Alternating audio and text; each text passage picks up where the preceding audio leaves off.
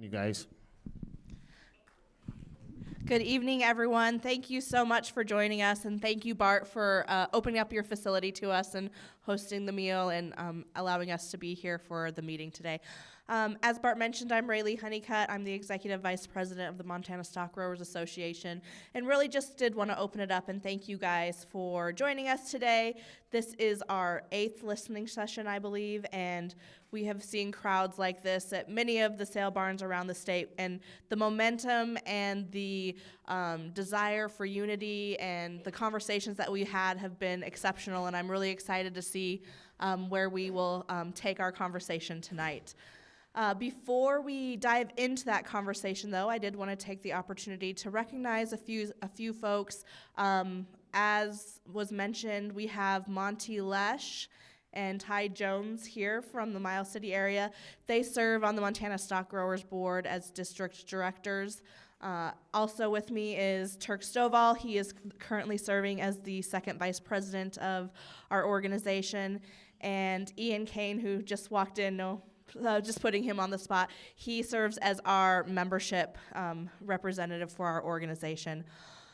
In addition to the Miles City Livestock Auction, we did also want to recognize and thank LMA, who is sponsoring many of the events and have helped coordinate all of the sale barns. So tonight we have Joe Goggins here. He serves on the executive committee, and Forrest Mangan, I don't know if Forrest over there, who's with LMA as well. Thank you guys so much for joining.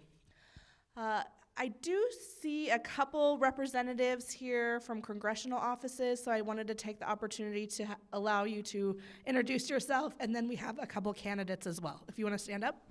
Hi, I'm Charlene Reddick. I'm Senator Dean's Eastern Montana Field Rep. Any other staffers? All right, candidates.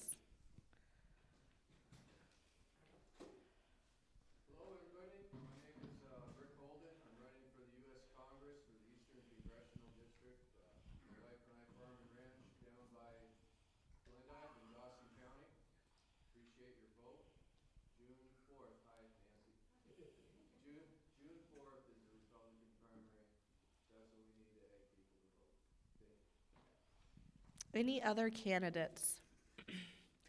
All right. Well, thanks to Rick and Charlene. They have kind of been on the road show with us. So they've been to multiple listening sessions, and I think it's really great as we start talking about solutions and how we can unify and what messaging we want to bring to our elected officials. It's great to have them here kind of listening firsthand to those conversations that we're having. So with that, I'm going to hand it over to Turk Stovall. He's going to give a bit of background of where we're at and where we're going, and then we'll kick it off with some interactive surveying and the opportunity for you to provide some ideas and solutions to us.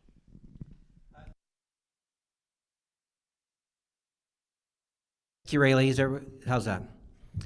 Again, my name is Turk Stovall. My family, we ranch south of Billings. We have a cow-calf stocker operation, and we have some feed yards. And as Rayleigh said, I'm the second vice president of Montana Stock Growers.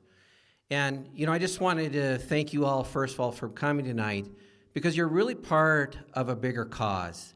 And that has been really the overlying theme of these listening sessions, is to being able to create a thought process that how can we make our communities better, how can we make Montana better, and how can we make our industry better. And remember, that is why we're here. And so we are here to talk about some topics and everything, but we're really here to listen from you. And what this is stemming from is really some meetings that started several years ago that were put on by the LMA group. And Joe headed up the ones, actually across the country, but we put on one here in Montana. And it was a working group to really come together and say, hey, there are some major issues out there that we have to get addressed. But as an industry, it seems like we can't always get on the same page. But how can we get on the same page? And regardless of what organization you're with or what you think is the number one topic out there, can we sit there and say, hey, let's see where we can come together and how we can work together to get some things across the finish line that's really important to your operation and your neighbor's operation. And it's really important to get this next generation into these seats to take these operations over far into the future. And these are serious issues, and these are serious times for us all to really come together and talk with one voice. And that working group really did a good job of formatting this, of saying, you know what, hey, there are a lot of topics out there that we're all going to say is really important to me. Or, you know what, if we could only fix this one thing, it'd all be okay. But the one thing is that we all have to agree on that. And next thing you know is we have to go to Senator Dane's office and say, you know what, this is the one thing we need to get done. Well, could you imagine being a politician for the livestock industry when you have many different ag organizations coming in and saying, no, that's not the number one topic, this is the number one topic. Well, at one point in time, and we're saying it's now, we need to get together and have one topic. Or maybe we need to have two topics. And we've had leaders from other organizations over these listening sessions. This is our eighth listening session. We've had Bill Bullard, who's the CEO of RCAF. We've had leadership from U.S. Cattlemen's. We've had leadership from Farm Bureau, from Montana Farmers Union, Montana Cattlemen's Association. And everyone is seeing, you know what? The real power is the real Montana farmers and ranchers. Is because your voice is the ones that actually matter. And what we're trying to do is organize that. And we're trying to make it to where it's effective and we can move this forward. So the one thing that we've done, and we've really taken this from these working groups, is there's a format to it. You know, there's some topics out there it doesn't seem like we can get on the same page. Country of origin labeling, the beef checkoff, the feeder cattle market, the fat cattle market, the commodities market. We're going to say, hey, we're not saying those are bad things to talk about. We're not saying yay or nay. We're just saying that is not what about this meeting is tonight. So we're just going to set them over to the side and we're going to say, hey, let's just not talk about those tonight. And let's talk on some things that we really feel like we can come together. Because those are other topics we've been talking about for 20 years and doesn't seem like we can get all on the same page. So with that said, why are we here as stock growers? Is there was board members on that working group of LMA that came together and said, hey, we think we can get something done working through our organization. And they put together some resolutions that went to the Montana Stock Growers Annual Convention and passed resolutions. Those resolutions went through vetting process, debates, and then those resolutions were passed as well as a directive. And that directive said from the membership to the board members of the Montana Stock Growers to the leadership of Montana Stock Growers, you need to bring some unity in this industry. You need to go out there and talk with real farmers and ranchers and say, hey, we need to get the younger people back home. And we need to make it profitable, and we need to make our industry sustainable. There's nobody in this room who's going to say, you know what, Montana hasn't changed at all. We know we can see Montana changing in front of our eyes. The land is different. The land is changing hands into people that maybe don't think like we do every day. The cows aren't getting turned out. And so what do we need to do to at least even keep Montana, Montana? So what we did is we came and said, hey, a lot of topics out there. But we put in 5 topics to, let's just say, let's get started. And there are more topics out there, but just to get us going, we're going to go through these 5 topics, and we're going to want some of your feedback. We're saying, hey, taxes is a pretty big topic for our business. And what is the elephant in the room? The state tax, the death tax, however you want to talk about it. But that is setting to expire, and our exemptions are going to expire. Now, we're at a $12.5 million exemption per spouse now. You know, that's probably going to help a lot of ranches, probably going to help a lot of businesses. But as soon as this anniversary is over and it goes back down to earlier exemptions, it's going to affect almost every ranch. It's going to affect almost every business out there. And it's set up to if we do nothing, it goes back to that. So that is pretty important. Something has to happen. And that's why we appreciate Senator Dane's office. Thank you so much. You've been almost at every one of these. And they can see, like, this is serious. We got to do something. But as an industry, we have to say, this is an important topic. Some other things that have come up, accelerated depreciation, that's also set to expire. What else should we be thinking about there? Next one is the government. What is the government's role in the livestock industry? Some people would say, I want the government not have anything to do with the livestock industry. But some will say, you know what, the government's already in the livestock industry. You know, who took a COVID payment? You know, we have a gentleman in the room, Mike, I hate to point you out, but we were in that working group, and he goes, which one of you guys did not cash your COVID check? Well, I don't know if anybody raised their hand, did they? And so the thing is, you know, we might not like it, but at the same time is the government's involved in a lot of areas. And we're not all saying the government is a solution. But by gosh, if the government's going to have any type of programs relative to the livestock industry, we need to at least make sure that it's real and it works. Does the PRF work? Does the LRP work? Does the FSA programs that are intended to get these young farmers and ranchers going, does it work? Is $600,000 the fix-all? You know, is the administration process fast enough and effective enough and simple enough to work? We want to hear back. We want to hear back from young producers. Where's Drew at? You're probably not going to raise your hand, Drew. I've met every one of you coming through the... Oh, there you are.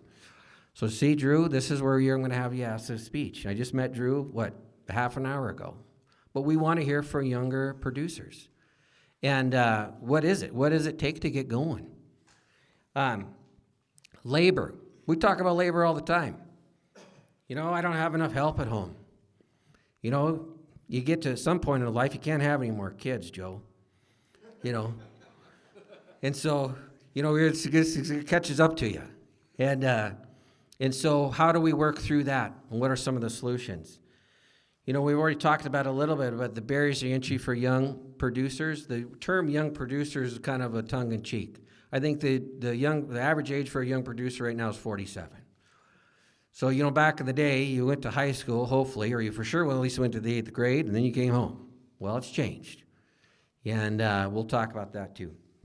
And mentorship has actually been one that's been really neat to talk about. We've heard some great testimonials where there's other ranches actually helping younger people get going. You know, maybe those are situations where maybe the kids don't want to come home, or maybe they have no children. There's even situations where, you know what, I do have kids coming home, but I want to help other people get going. And so what we're going to do from this point on is the staff has had we're so fortunate to have such a wonderful staff at Stock Horse, but they put together an exercise to kind of get you guys loosened up a little bit, because you're going to find out this actually meeting is about you guys. And we're going to interact, and you guys are going to respond to these questions. And as they come in, I just really want you to look at some of the answers and think about how other people view things. And then we'll talk about what we've been doing with these, but these are all summarized, and this is how we're finding out, like, what's important in Miles City, what's important in Glasgow, what's important in Dillon. There are a little bit of differences.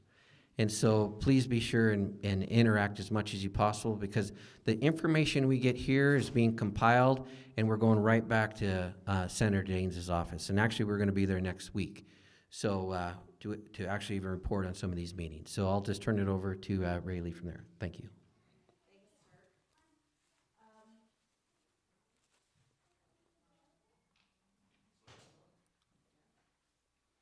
Test. Oh, there we go. All right. Thanks, Turk. We are going to move into our interactive portion of the evening. So before we jump into that, though, I do need to let everybody know we are live streaming this event. So there are folks online. We've had people logging in and watching all of the listening sessions as we travel around the state. We are also recording these meetings. They will be posted on mtbeef.org, so if you're interested or know someone who wasn't able to attend tonight, they can log on and watch the meeting from this location, but all of the meetings are hosted online. So if you want to go and listen to what was said in Dillon, I would encourage you to do that. In addition, if you're not maybe a public speaker or a little hesitant to speak tonight, on that mtbeef.org website, under our producer profitability page, there is a form, and you can go on and submit any feedback or comments or ideas that you have electronically as well. So we really want to make this as open as possible, to give you as many options as possible, to get us your feedback, get us your ideas and thoughts, so that we can really look at this holistically from around the state and dissect maybe some uniquenesses geographically as we travel the state. So, show of hands, how many of you have cell phones? Excellent. Now, all of you are obligated to pull those out, and we are going to move on to a online survey. And what that survey will do is we will, in real time, kind of see your results. So if you turn to the second page of your handout, it says, what is Menti and how to use Menti. There is a QR code. You can open up your cameras, scan that QR code, and go to a website. In the highlighted area is your access code. So you will be able to type in that access code and begin interacting with the survey.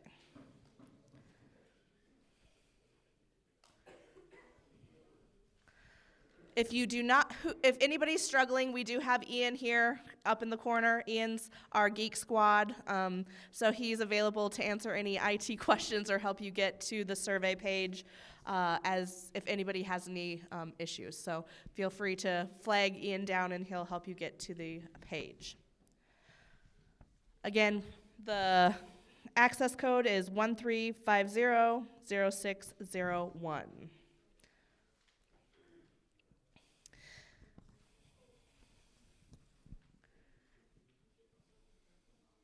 If you are logged in, you will begin to see our first question. So I'll give folks a few more seconds to get logged in, and then we will start with our first question.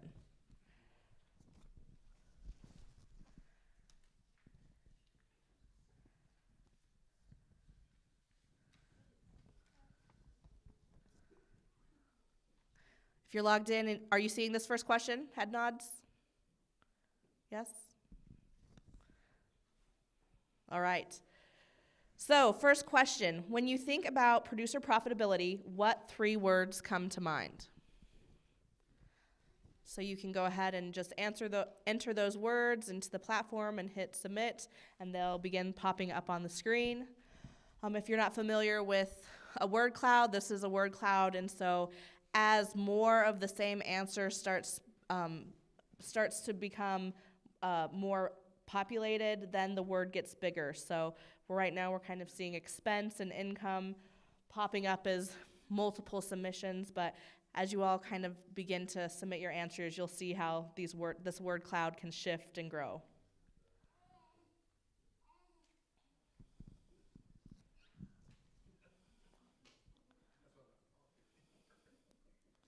Amanda, you got him up there?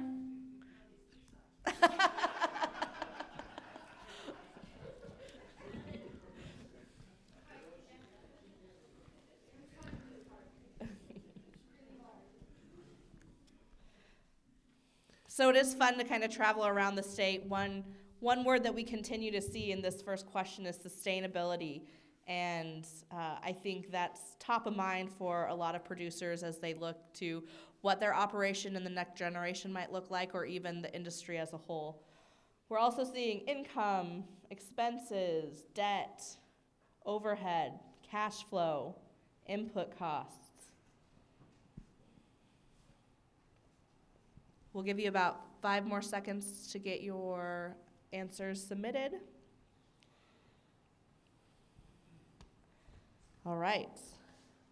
Moving on to question 2. In 20 words or less, share with us the biggest challenge you face in your operations' growth and success.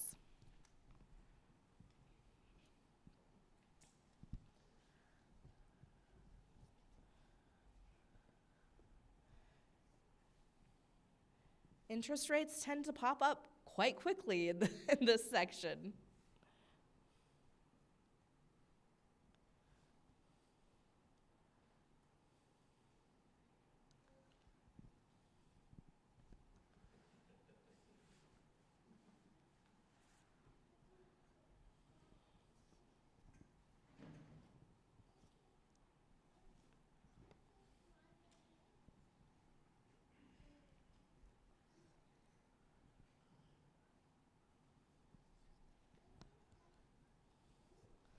Seeing labor quite a bit, which is great. We have a whole section where we can kind of take a deep dive into labor. Access to land and capital, again, continue to be very popular topics that we see in this section.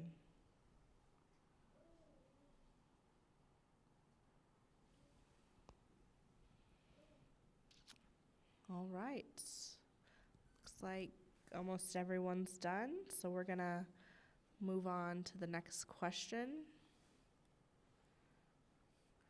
In the last 10 years, what tools or programs have been the most beneficial to your operations profitability?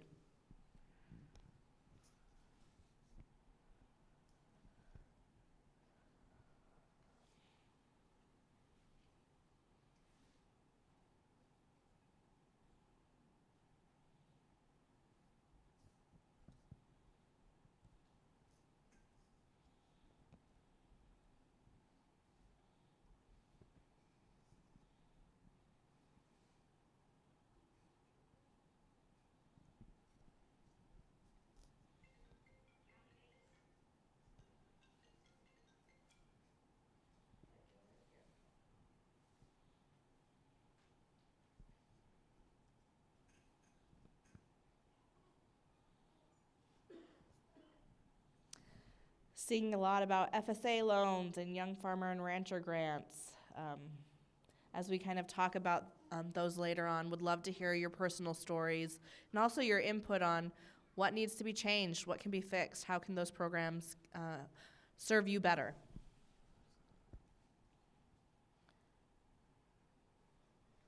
All right, moving on.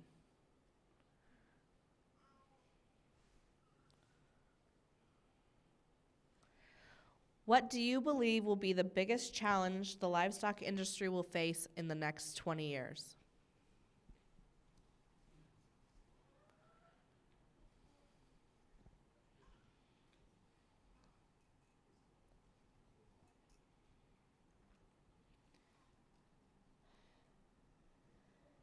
And I think Turk mentioned this, but we're asking these same questions at every location, so it will be really great to kind of pull all of these answers together and look at them. Montana stock growers will be back in Miles City at the end of May, May 28th through the 30th for our mid-year meeting, and at that meeting we will be rolling out kind of our final report from all of the listening sessions. So as you all are somewhat local, we would invite you and encourage you to attend our mid-year meeting and hear a bit more about next steps and what we plan to do moving forward once these listening sessions are complete.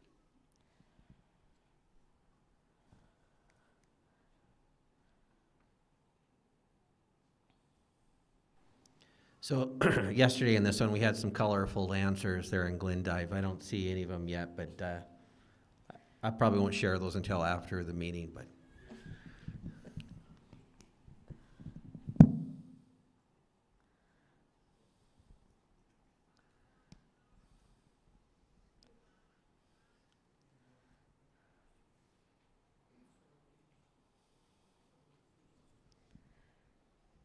All right, about 5 more seconds to get your answers submitted.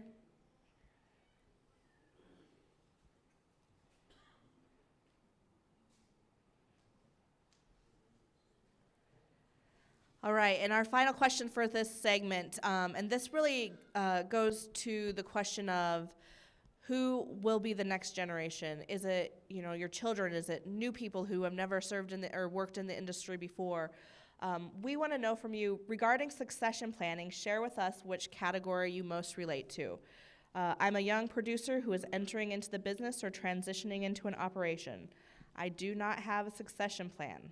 I'm in the process of finalizing a succession plan. I have a succession plan, or I plan to exit the livestock industry.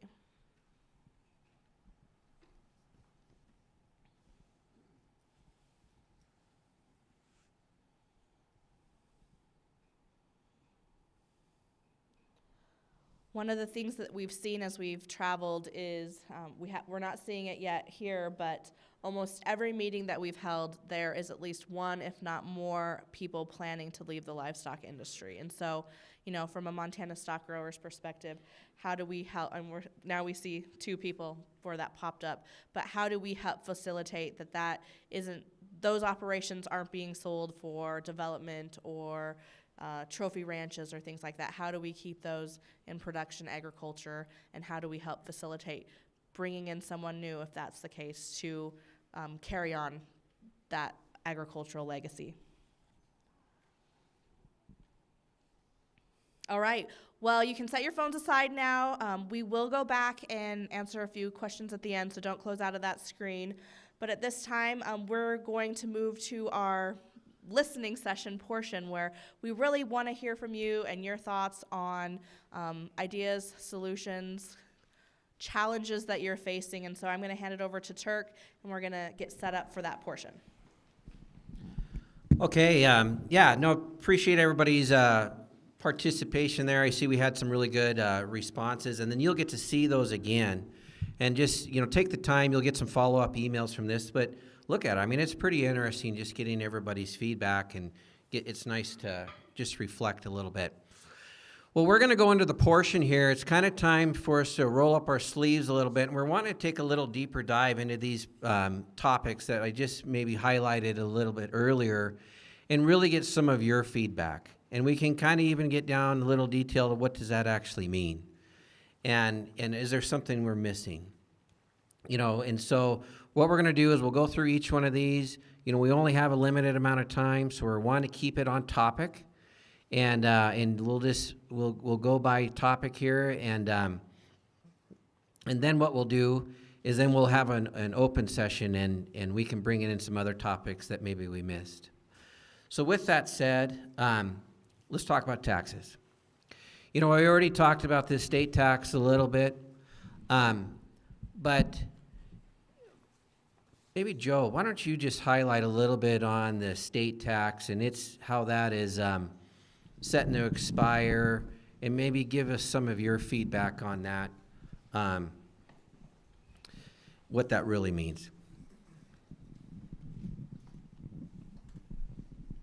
Yeah, again, it's great to see such a big crowd, and I think it's just so wonderful to see everybody here, and with this idea of unity, with this idea of coming together and pulling together, and I think one thing that we can agree upon, all of us within this industry, I don't care if you what industry group you're affiliated with, or if you're even affiliated with any group or membership organization, but I think the one thing that we can all probably agree upon is this inheritance tax, the death tax, probably the most unfair tax there is in the world. And right now it probably doesn't affect a lot of ranches, but because we've got about a $26 million exemption between the husband and the wife. But at the end of 2025, when this thing is set to expire, then we go back to a situation where in my mind, it's probably going to go to probably a $3.5 million. So for sure it's going to get back to a $10 million, and I think it sure could go to a $6 to a $7 million exemption between the two couples. That, folks, involves everybody in this room.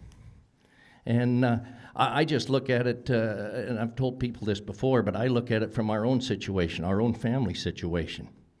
Our family right now would be $16 million ahead if we didn't have to buy these ranches again. And they did a pretty good job of planning for it. I mean, we told our 93-year-old mother that you're going to have to live to be 120 so we can pay you off when it comes time. That's not fair.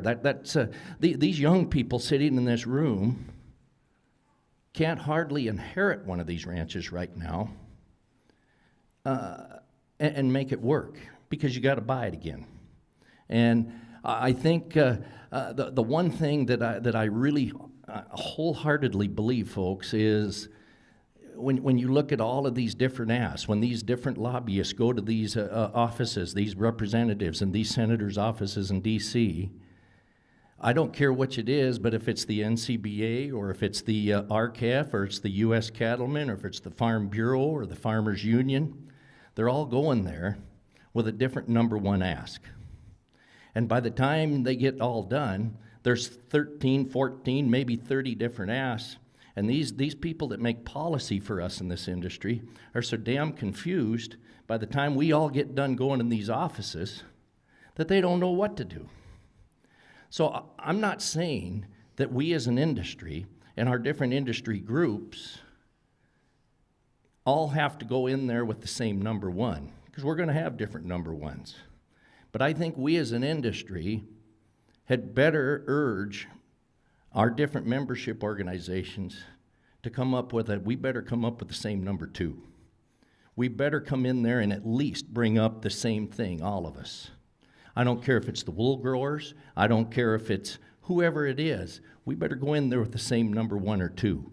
And if we do that, I honestly believe that this industry all could get behind this idea of I think you ask for the moon. I think you go in and you say, any land that's used for egg production should be exempt. If this country, this world, the consumers in the United States basically put on our shoulders to raise the safest, highest quality food product there is in the world, then we should get a perk. We're not asking to get wealthy, but we should get a perk. We should at least incentivize these young people into wanting to do this. A lot of these young people you can't incentivize them if you give the damn place to them. And I think that's one thing we could all get on the same page and really go to our different groups. I mean, I'm so glad to see. It looks like we got a lot of different groups. I mean, I'm so proud of the Montana stock growers and what they've done and the initiative they've done. And there's never been, in my mind, in my recollection, there's never been a state affiliate of the NCBA ever call for unity across this cross section of the industry. And that's way out of these people, way out of this organization's comfort zone. And they're out there in uncharted waters. And I'm awfully proud of the leadership and the staff and everybody involved. And I think you're seeing it amongst the Farm Bureau, the Farmers Union, the RCAF, the U.S. Cattlemen. They're all kind of following suit, and I hope they take the same initiative. I hope they go to their membership and encourage this same kind of thing, because in my mind, this might be our one shot. This might be our one shot to get some of these young people back in this thing.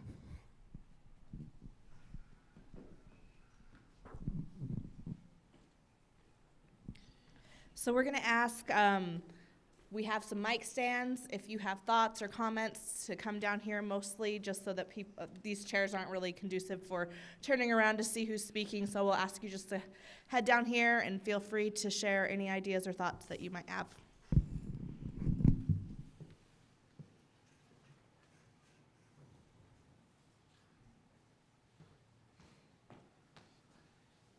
And just so you remember, we always want you to speak in the mic, state your name, and a lot of it is just there's people online listening as well, and we also want to make sure it's recorded. Ty Jones from Miles City. Most of you, I think, in the room know me, but to dovetail into what Joe says, we talk a lot about sustainability in this industry, and we all want to sustain our operations, to be here next year. But true sustainability is exactly what Joe was talking about. We have to be able to pass these places on to the next generation, and that's how you get the 3 and 4 and 5 generation places that we all think about as the core of the ranching industry. And if we can't pass that to the next, the young people coming up, then what are we in the game for? I think everybody in this room probably, or the majority, would be on that board that we want to try to make it so that there's something for the next generation to come back to. That's the whole goal. That's why you put the long hours in, night calving and fighting the weather and fighting everything. And if we have to just give that all to the government in taxes, then what's the real point? So to me, this is an issue that we have to get behind as an industry as a whole. And like Joe said, whatever you're affiliated with, or if you're not affiliated with something, get involved, because that's the only way we're going to make a difference in this whole thing.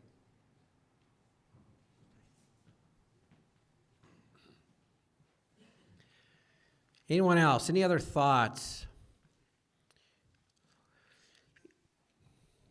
Charlotte, will you come down? I'm just going to share when we were in Glasgow, one idea that came up is and we really need to ask for just no estate tax, like Joe was saying, if you're this is in production agriculture. And then we talk about, is it feasible that even going to happen? And but if we couldn't do that, what would be the next best thing? And one idea was, you know, if I wanted to give my ranch to my children after I die, then they would be completely exempt from the estate tax, but there would be a catch.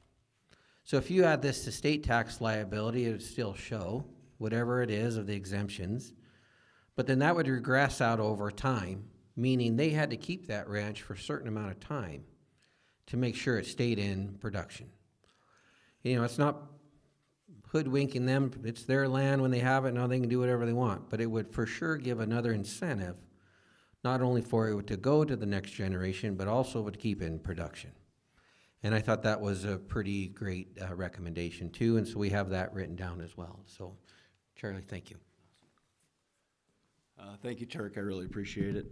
My name is Charlie Hollenbeck. I'm the president and CEO of Cowboy Meat Company out of Forsyth, Montana.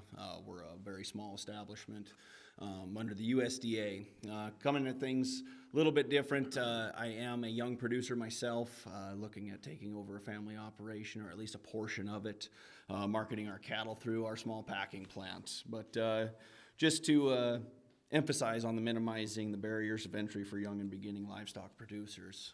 I think one of our greatest opportunities that is left untapped for marketability is through meat processing.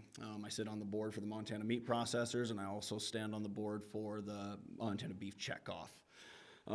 Just so you guys are aware of where the current packing situation lies in eastern Montana. The USDA now records 6,990 establishments in the United States. 6 of those reside in eastern Montana. So if you take a look at per capita numbers, largely outweighed. When I take a look at where our market opportunities come from, and when we look at profitability issues and where our marketing is going, we honestly believe in a foundation where we are raising the floor, being able an ability to buy these coal animals out of the sale barn, being able to process them, and then market them locally here. That's where we feel our best barrier to entry is, and that's probably where our institutional help will come. Looking at university systems, prison systems, any kind of public atmosphere where we can actually market these animals through our meat processing facilities. It allows a good coal market for our young producers, giving them a larger floor and really giving some opportunity out there. So right now with the 6 establishments that we have, we're looking at about 120 head per week that is processed Billings East. That doesn't even get about 3 lots through this sale ring behind me. So when you're looking at opportunities and where we can expand and where we can really drive some dollars and drive some change with our political entities and whatnot, we really believe in the public institutions being where we can market a lot of this meat and a lot of these lower value animals and really raising that floor. But with that comes all the requirements that it comes and all the regulation that comes with it. We do fight regulation on a daily basis with the USDA. It took us about 3 years to turn our facility from a state facility into a USDA facility to the tune of about $800,000. So that's almost $50,000 a head to get the cattle through our facility as a USDA establishment. So just to think about some of the barriers of entry, but not to say that it's all null and void. We think that there's a lot of opportunity here that we can expound on, and I just want to open up the floor if anybody has any other suggestions to that, but that is one opportunity that we see as a family establishment and a vertically integrated operation. But Charlie, you do have to talk about taxes. What's that? Give us some thoughts on taxes. On taxes? We do fight it. We hit a different regulatory burden as far as looking at payroll taxes, the high entry for the labor market. I mean, this ties a lot back into the labor market. That's where we see most of our regulatory burden. But as far as taxes, I mean, we really want to expand on the estate tax. We do believe that that is a huge barrier to entry. But then the operating taxes, income taxes, employment taxes, I mean, we can go all the way down the list. I pay every week to the IRS. So they have a constant check coming out. In order to stay up with the industry, we do make weekly payroll, so those are things that kill our cash flow on a daily basis. Thank you, Charlie. Yeah. Thank you, guys. So just to keep talking this a bit on the topic of taxes is, we've seen maybe a style of a land buyer in Montana come in more so in the last recent time in buying these ranches, and they're not necessarily buying those ranches for production, and it's going into recreation. And so there's been some discussion on should that land still be considered agricultural land, or should it be looked at differently? And so there's efforts on the state level. Eric, I know you've probably put some thoughts into this too. Do you maybe want to highlight some ideas in that avenue?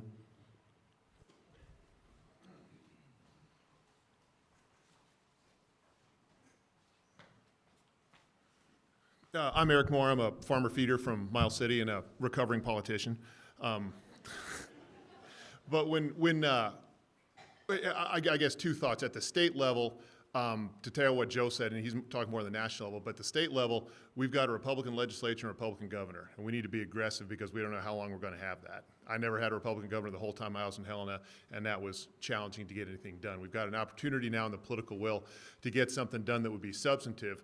And what Turk was talking about, the idea that we're been working on for the last couple of years, is a recreational tax. And that we have precedence for that. In Montana, we tax real estate property tax based on use. If you have a ranch and you turn it into a gravel pit, or you put a coal plant on there, you're going to have a different tax, or a subdivision. You're going to pay a different property tax classification than you will if it's agriculture. So I think we're perfectly within precedence and legal history of saying, okay, Mr. Out-of-State buyer, if you want to buy this ranch and take all the cows off so that the elk and the antelope have enough, that's fine, but you're going to pay a different tax rate. And I think where that could really make a big difference is if you have, and let's be honest, it's not going to stop the APR. It might inconvenience them and slow them down and cost them a little bit, but that in itself, if they've got the billions and billions of dollars everybody says they do, that's not going to stop them. But what it would do is if the dentist buys a farm at Kinsey to hunt pheasants, or a ranch to run elk on, or whatever, and his accountant is sitting there saying, boss, if you let the neighbor kid run 200 cows on it 6 months out of the year, we pay this, whereas if you just let it sit open and become a fire hazard, we pay this. That's going to make a difference on the margins. That's going to help open up some different lands. And I think that's something that's plumb doable. But again, like it's been said before, we got to come to the legislature and the governor and have an idea of exactly what we want to do. And it's got to be done right. We got to have the bill drafted before the session starts. We got to have it approved by the second floor, the governor in December, have it in committee by January, and across the first board 3 weeks before transmittal. Last year we didn't get it introduced until a week before, and that never worked. So I think that's something that can be done in the short term, and we need to be aggressive and get it done because, who knows what happens the next election. Anybody else? Any other thoughts just in there, taxes? And we'll go on to the next topic here too, but we can, come on down if you will. Hold up.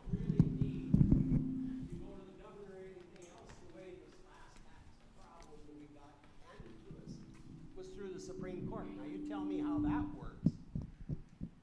Contrary to anything I've ever seen in a tax bill, I've never got a tax bill from the Supreme Court before.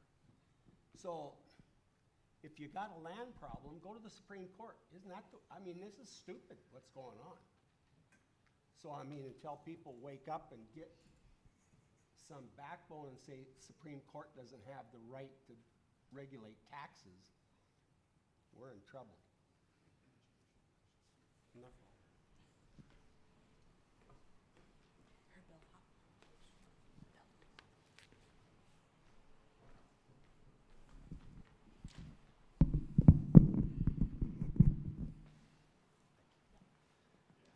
Bill Lane, I ranch southeast of here. I'm probably not going to say anything you don't already know, but I've always felt like we as ranchers, we like to complain, but yet we don't like to do anything about it. And thank you to the stock growers for actually taking a charge and putting these together. But I think where we could actually benefit ourselves is if we all speak up. We all, and like say, be unified in what we're trying to say, but they hear it if they see a lot of us complaining about it. To have these individual organizations, that's great, but imagine if you had a march on Washington with all of us, and I'll be the first to admit I like to complain too. I always say I'm not happy unless I'm complaining. But imagine if we showed up in force, but we have to be unified in what we're saying as far as taxes. The estate tax has been going on for how many years? And it doesn't seem like we really gain anything. We gain some, then they take it right back. So I say if we can get unified, be more active in the stock growers, but speak up individually. That's where I think they need to be heard. Call your congressman. I'm sure they love to hear everybody a call every 5 seconds. But like I said, I'm not saying anything new, but we've always been a very disorganized group. And we all have our own issues. And like I say, if we can narrow it down to one or two, that's where we need to be. Thank you.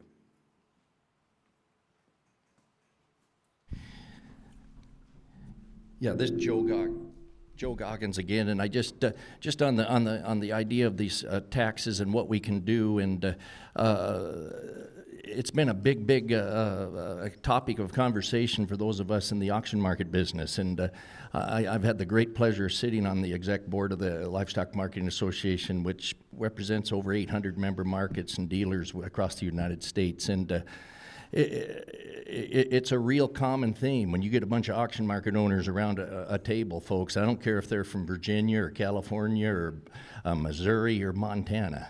The common theme is the amount of dispersions we're having, the amount of these cow herds that we're selling out, the flocks of sheep that we're selling out, the amount of land that we're losing out of food production here in this country. And this part of the world needs no reminding that it used to be a little town could field a football team and could field a basketball team. Now it takes 3 of them. And for those of us that own businesses like this auction market here in Miles City, Montana, for those that own businesses along rural Main Street America, I don't care if it's the Ace Hardware, the grocery store, I don't care if it's the bar. We need small producers here in America. We need this land in food production. I think it's more of a national security thing. We continue to lose this land out of food production, people. We will lose our food independence in this country. And I don't think a lot of people, especially in these bigger cities, realize how close we are to losing our food independence in this country. When we lose our food independence in this country, it's my opinion, we will no longer be a superpower. Our whole chips, all of our chips on a world trade basis, the biggest chip we have is not our energy, it's not our technology, it's our food.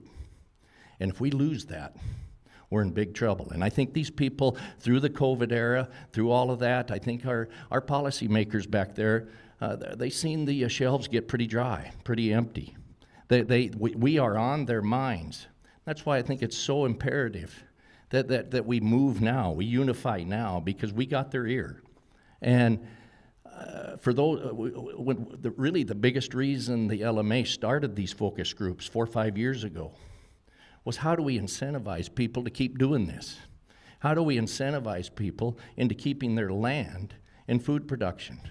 Because in 15, 20 years, if we continue to lose these producers, continue to lose this land, instead of 800 and some member markets that we represent, we're really concerned we're going to represent 200-300. And that's no good for rural America. That's no good for this country at all.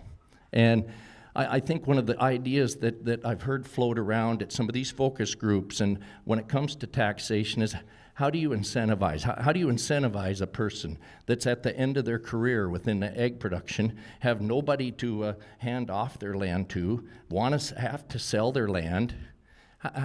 You can't blame them for selling to the highest offer, but maybe have some tax incentives for both the buyer and the seller.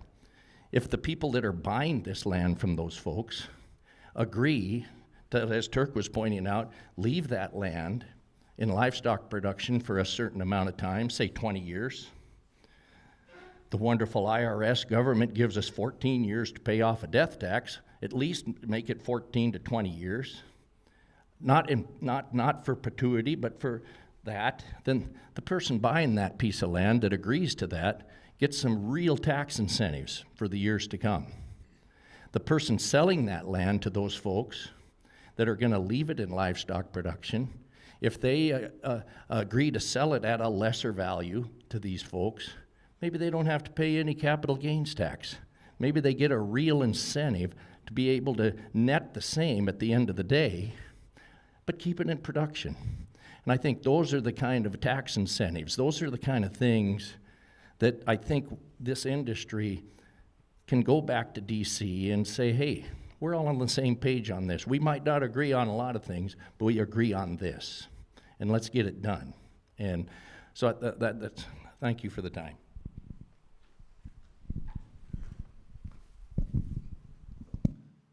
I'm Mike Hollenbeck, a producer and I guess a partner with Charlie that spoke earlier in the meat business in Forsyth, and we've got a sheep and cattle operation in Billings and on West.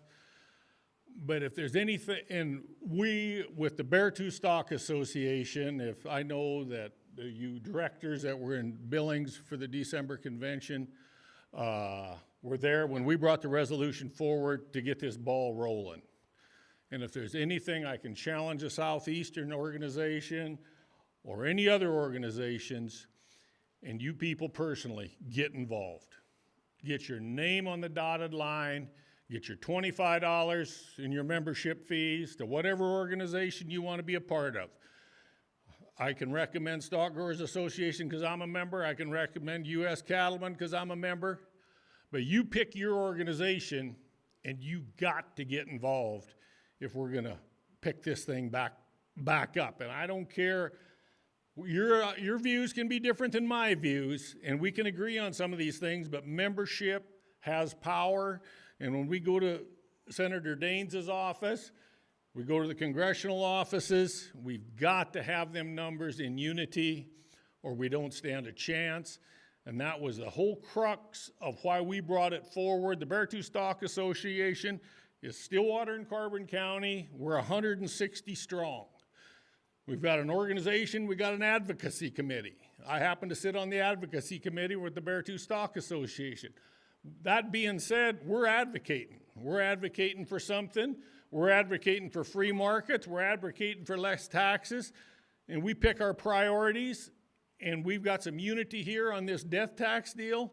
And I think we got some unity in getting some young, it's very important on that front. We got very expensive land there in Stillwater and Carbon counties on the south end of them counties. And we have to have some planning to get that next generation on. Because that's a different land value there than in Custer County. It's a huge different land value in Custer County, and it takes some planning, and we need to put the stomp on this death tax, because them ranches, when they're appraised in them counties, it's astronomical what they're worth underneath that ski slope. We don't stand a chance of holding that in ag production if we don't get the help of the congressional delegation and our Senate delegation to do some of that.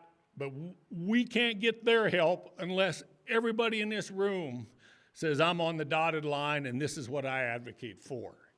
And I just think if we can get this death tax marching, then we can deal with monopolies and manipulation of some of our markets, whether it be through government programs or in the marketplace. We've got some situation to deal with there to lure this younger generation back on this land.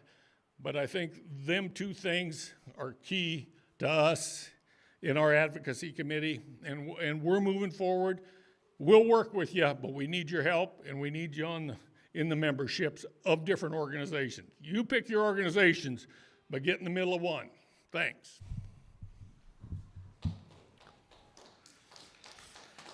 Man, Mike, I think you need to be running for some sort of position as well. That was pretty good.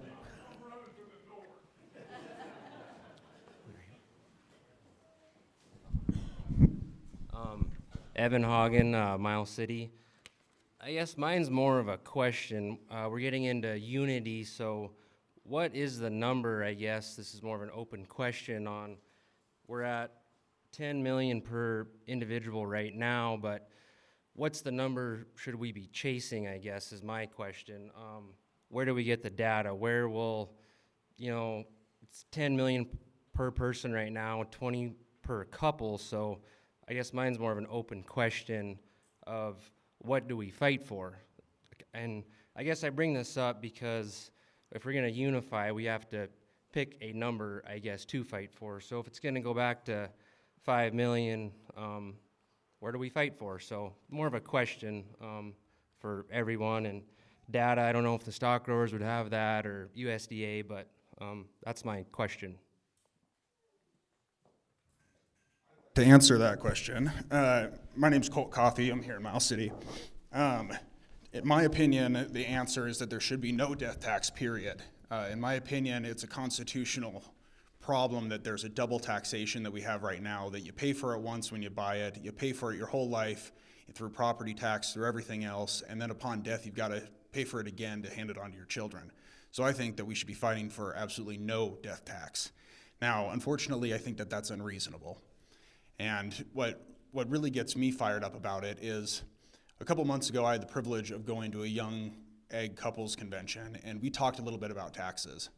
And everyone there wasn't worried because this $26 million exemption that we have right now, give or take inflation and the day because of that, everyone's saying, well, my place isn't worth $26 million. They're young producers, they're just starting out, or my family's place isn't worth $26 million. And so they're not worried about it. But at the end of 2025, when that tax gets cut in half and it's down to 10 million per couple, so if you've only got a single parent, or if one parent has passed away, then that goes down to your 5 million. And pretty soon that starts to become a whole lot more relatable for producers all over the state, whether they're young, whether their family has a smaller operation, whether they're the first or second generation, that 5 million seems a whole lot more attainable. And I can guarantee you that when this sunsets, and if President Trump isn't reelected, and we don't have a very conservative legislature, they're going to push for that to be lower and lower and lower. Some of the loudest Democrats in office right now continue to say that there should be a smaller minimum, 1 million, 2 million. And every time that you decrease that exemption, it impacts more and more people. And so it's something that right now, if you don't say, or if you can say, this doesn't affect me, or it might not affect me, you need to look down the road. As land appreciates, it may affect you by the time that you die. It may affect your children by the time that they die, even if you don't grow your place, even if your place shrinks, even if you sell off a portion of your place, it may still affect you or those you care about. And the really tough thing is that we're talking about death here, and nobody wants to talk about death. No one wants to think about their death. And hopefully everybody in here gets to continue to live their lives and have a long, healthy life. But sooner or later, it's going to hit. So doing this planning ahead of time is the one way to take out the uncertainty of death, take out the uncertainty of the government, and to take out your livelihood and your kids' livelihood in the future, and to take that out of the hands of the government and just solidify it. So I'm going to say something no one wants to hear. Everyone needs to talk to an attorney, to an estate specialist, to an accountant, and try and figure this out, because this might be the highest estate tax exemption that we will see in our lifetimes. And if we don't take advantage of it in the next 18, 20 months, it's going to go away. And if you don't die in the next 18 or 20 months, then that's great in a lot of ways, but it might be bad for the folks that you care about. So I suggest that everybody goes and does that, bites the bullet, spends the money, spends the time, and faces their own mortality. So hopefully they can pass it on to those they care about. Thank you for your time. Thanks, Colt. Let's move on to our next category, which is government programs. So we've heard, and heard from folks, or do you have a tax comment, Jess? Oh, we'll let you. Not really. Oh. Since I'm walking, by the way. Perfect. Yeah, Jess Strange from southeast here, Miles City. My heifer hotline's beeping at me, so I gotta get home, but I don't have the answers to tax deals. I don't know any of us do, but the more we can talk about it, the better. You know, what Joe alluded to during COVID, when people went to the grocery shelves and it wasn't there, they remembered us. They came back to us. We've got their attention. We don't want to lose it. I think we can get people behind us on this, and we can get help. If you go back years ago, I don't remember how long ago it was. Remember the God Made a Farmer speech or the commercial at Super Bowl? Everybody remembers that, right? Does anybody remember what that commercial was actually advertising? Nobody does. It was Dodge and Case tractors. But everybody remembers that commercial because God made a farmer. God made a rancher. We lost that opportunity. We let that slip by. We can't let this one slip us by. People will remember COVID. People remember going to that grocery store and not finding food. And they're going to look to us. And so I think we got help out there. We just got to go find it. So I'm going to get out of here. Thanks for everybody. Thanks, Jess. Have a good meeting.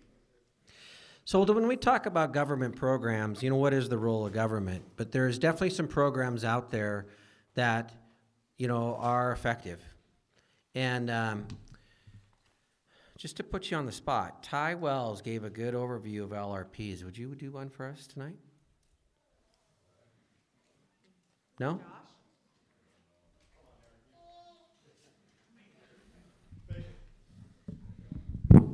If you guys haven't picked up, Turk's really good at putting people on the spot, so Yeah. just be prepared. I know this guy, and this guy can talk.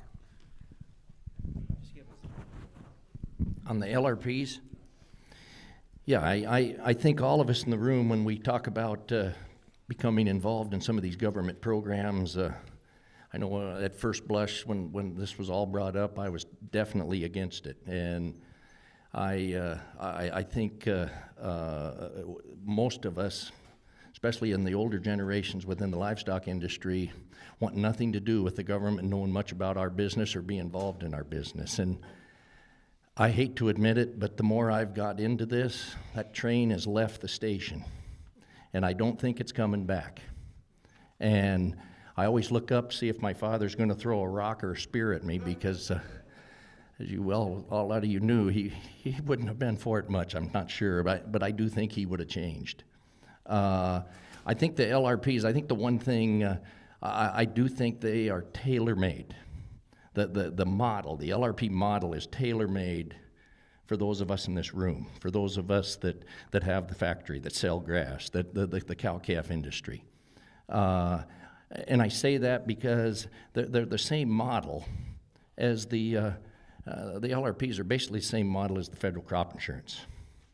And when you look across the amount of land, the tillable land within this country, it's 96% of the tillable land in this country is tied up with some sort of either a guaranteed base revenue program or guaranteed a crop insurance program.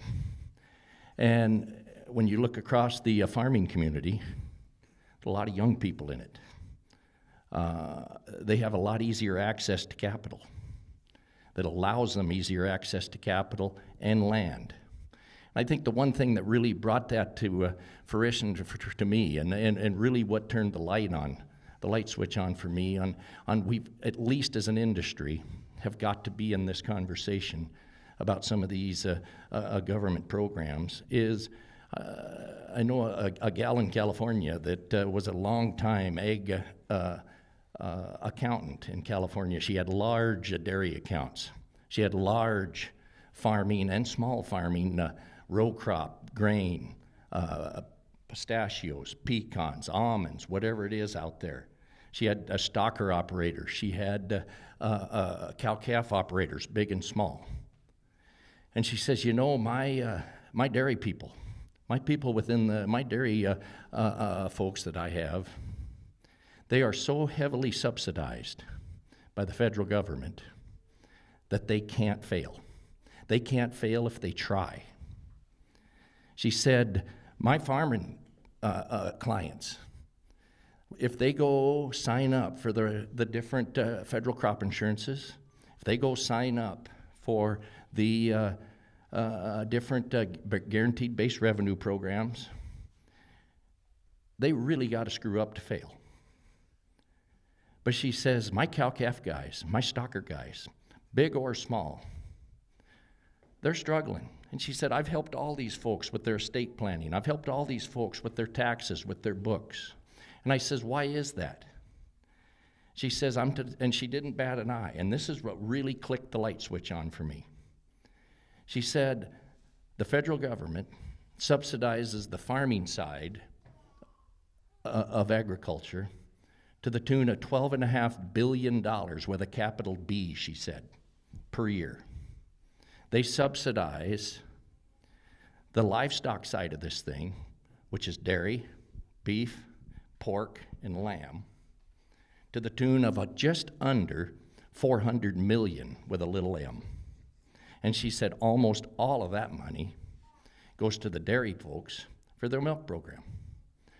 And she says, so how do my cow-calf guys, how do my stocker guys go into that bank and have the same equal access to capital, go up the road and have that same equal access to land to grow roughage when their neighbors have such a head start?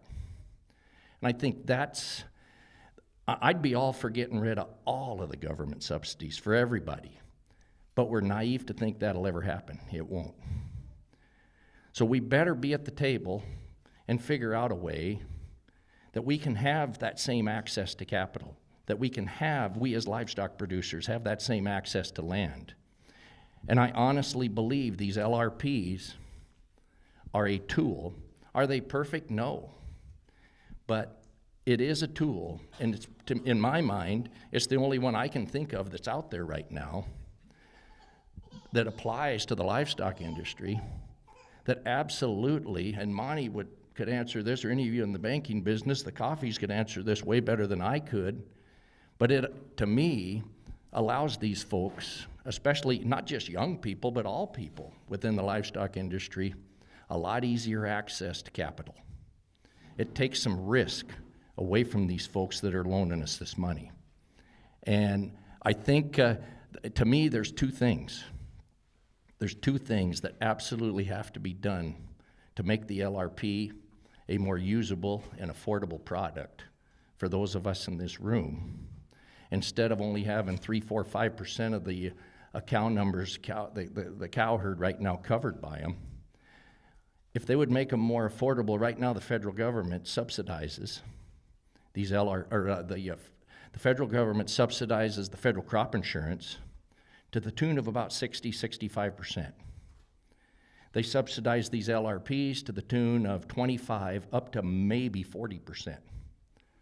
Now, if we could get the same subsidy as our farming neighbors, and a lot of us farm, hell, we farm. I mean, but if we as livestock producers could get the same subsidized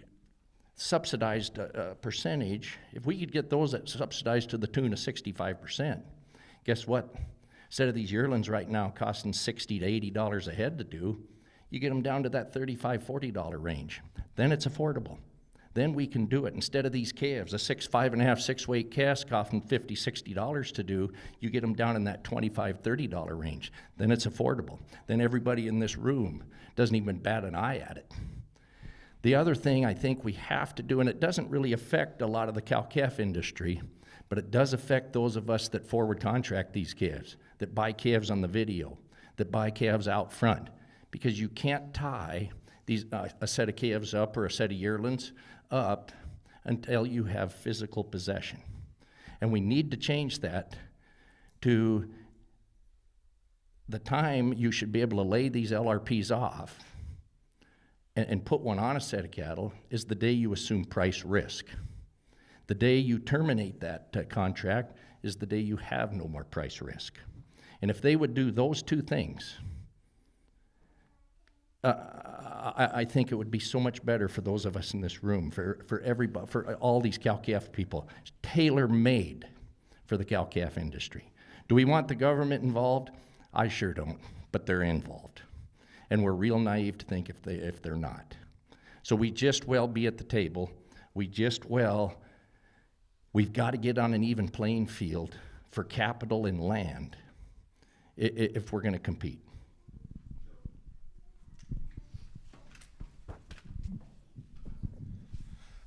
Dear Jerry Jones from Kirby. I don't know if it's been in any of the listening sessions, but has it been talked about having the ranchers become, what do I want to say, essential service, be classified as an essential service? So that way, the way I see it maybe possibly is if we get that designation, then we could have a base as our prices would be set at that base and it couldn't go any lower. I don't know. I mean, it's just a thought, but maybe just get a designation as an essential service worker.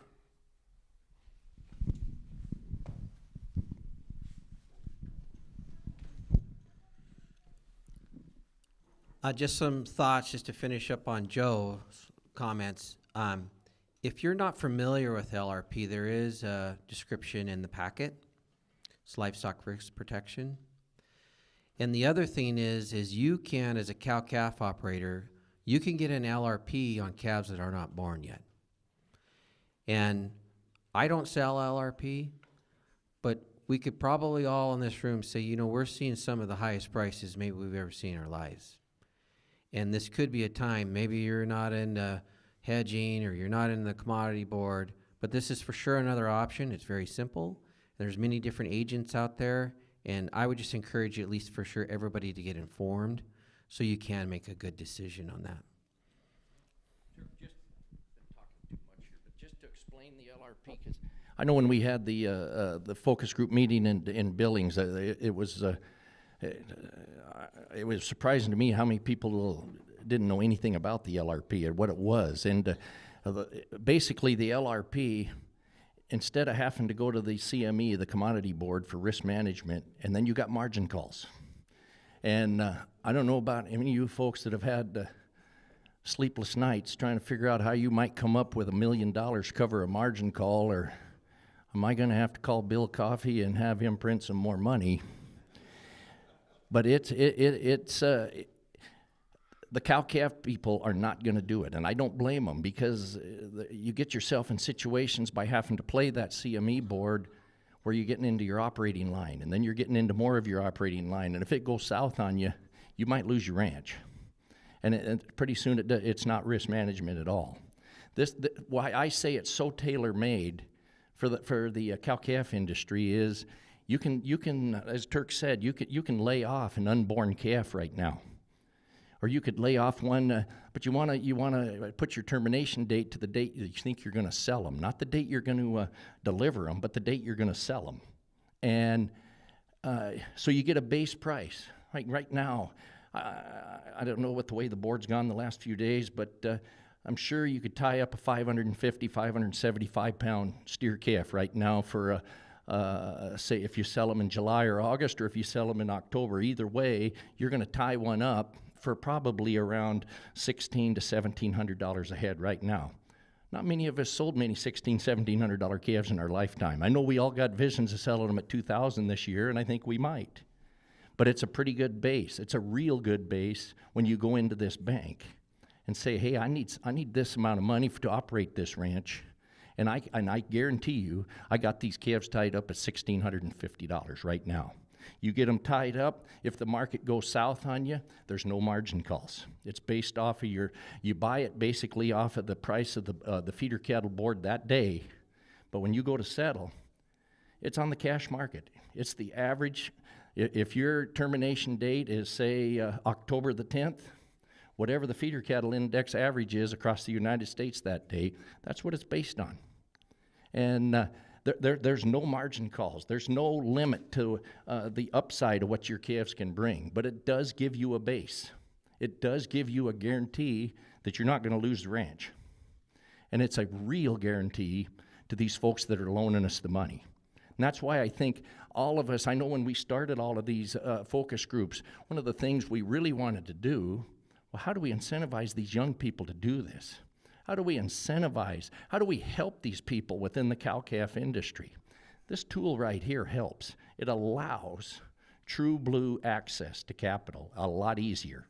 And if you have any questions, I know these folks have people you can talk to and that sell this product. I mean, it's insurance people selling it, and but there's some of the most knowledgeable people within the whole United States live right here in the state of Montana that are selling this product, and they're very, very good at it. So if you want to learn more about it, I'd encourage you to get a hold of the staff here, and they'll get you in contact with those people, because in my mind, it's a good product. Real quick, just FYI, today the quote is $2.62. You can sell an unborn cow. So Jerry, there has been some discussions on the term essential, and that we talked a lot about that in these LMA working groups, and I don't think any of us even heard what this essential is, and but we found out we are essential. And when all of these COVID rules started coming around, you know, there's a differentiating point of what really does need to happen today. But there's things that we already knew, right? The cattle had to be fed. The water had to be running. And there was no question. It didn't matter if you felt good or not. It has to happen. And you bring up a great point, and it has been brought up. And Joe mentioned it earlier too, but, you know, we do have to give ourselves credit. Sometimes we're the worst people to tell our own story, and we're sure terrible at saying, hey, how important we are, because we're just a humble community. But the bottom line is we are essential, and should essential producers that are really putting together the food for this country, for national security, should there be some sort of at least recognition to the risks that they are putting together? So there is no inheritance tax. There is some sort of tax incentives to keep producing, and absolutely, it has been brought up and talked about quite a bit. FSA programs. We've talked about FSA programs for young farmers and ranchers. And any thoughts on that? Are they effective? Are those, I want to say it's 600, is it 600,000, Monty? Any feedback there?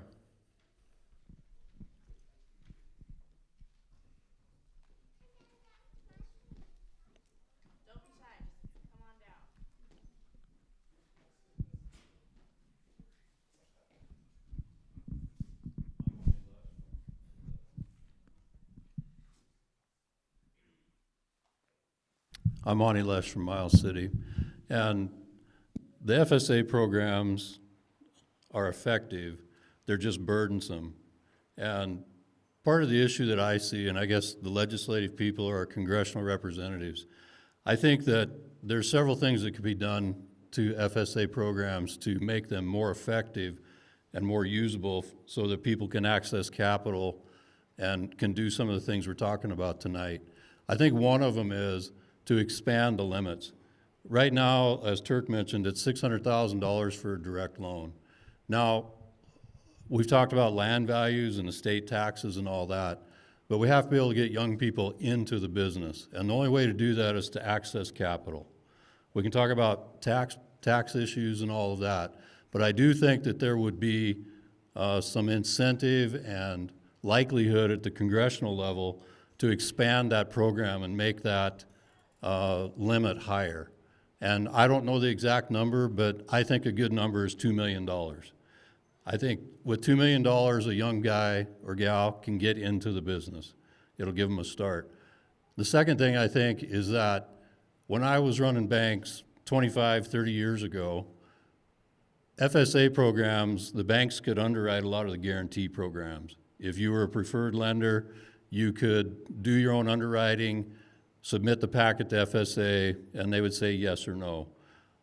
That's a little more difficult today because there's more paperwork in the process. And most of the people that I've dealt with that try to do direct loans get frustrated and give up. So if they can't coerce the bank to give them a loan and have dad co-sign or grandpa or whoever to get that done, it's very difficult to do. So I would say increase the limit and let the banks do a lot of the underwriting. And I know they're capable of doing it, and it becomes more of a partnership program again.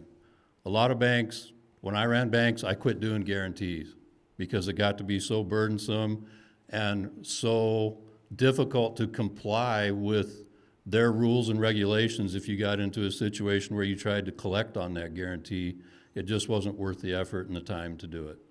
So I would suggest those things. As far as LRP, Joe's spot on. We talk about profitability and sustainability. If you want to do those, you need to hit singles and doubles. We tend to, in the livestock industry, swing for the fence every time or shoot the three-pointers. You got to be good at layups, rebounding, and the two-point shot. If we continue to try to swing for the fence all the time, you are at high risk of failing at some point. LRPs allow you to put a base on your product. And right now, you can put an LRP on unborn calves, and you can do that into December or January. Maybe you're gonna background them and wean them. The last ones I did, you know, a 590-pound steer, the end of December, first part of January, we were around $1,600 a head on them. Well, I can tell you that if you go in to talk to your bank, they're gonna be a lot more likely to advance you money to feed those cattle or maybe buy some more cattle if you've got a baseline on them at that price. So it's not about, you know, killing a cow in the market. It's about protecting your downside. And the premiums, yes, I agree, we need to have some more subsidy of the premiums, but there are no margin calls, and you don't pay the premium until the contract expires. So if you're borrowing money to operate, like most people do, or you're sitting on the cash, you don't have that lost opportunity cost or the extra cost of margin calls or paying for an option or a futures contract right up front. So I think you need to keep that in mind. $40, $50, $60 is a big price to pay, and you can stomach that, but you can't stomach $500 less than what you could have got today if you'd LRP'd those calves, because that'll put you at risk. So I guess those are the main things that I see. And the last thing I would bring up is taxes, which we've talked about, and I don't want to belabor it. But a big issue that we deal with in the real estate business, and we sell quite a bit of real estate, is capital gains tax. Capital gains tax stops most farms and ranches from transacting that deal. If they're not going to do a 1031, most of them tell us when they talk about what is my place worth and I'm thinking of maybe selling it, and after they talk to their accountant, they say, well, by God, I'll just wait till I'm dead, and then the kids will get a stepped-up basis, and they won't have to pay any taxes on it at that price. So we need to do something to either reduce or eliminate capital gains tax on land that's going to stay in production. And I hope the representative from Mr. Daines is listening, because the estate tax and the capital gains tax are the two biggest limiting factors of getting young people into this business. The bankers in here want to lend people money. You need to use the programs that are there, and we need to change this tax policy. And I agree, eliminate the estate tax completely. Politically, I think it's going to be extremely difficult to do. But the step up in the basis is an issue that they constantly talk about taking away. And I'm afraid they're going to end up trading step up in basis for some estate tax differences or capital gains adjustments, and all of them can be changed with the next legislature. So we need to be very careful what we ask for and be very focused on what we ask for. Thank you. Eric Morgan, just real quick, a couple points to add on what some people have said.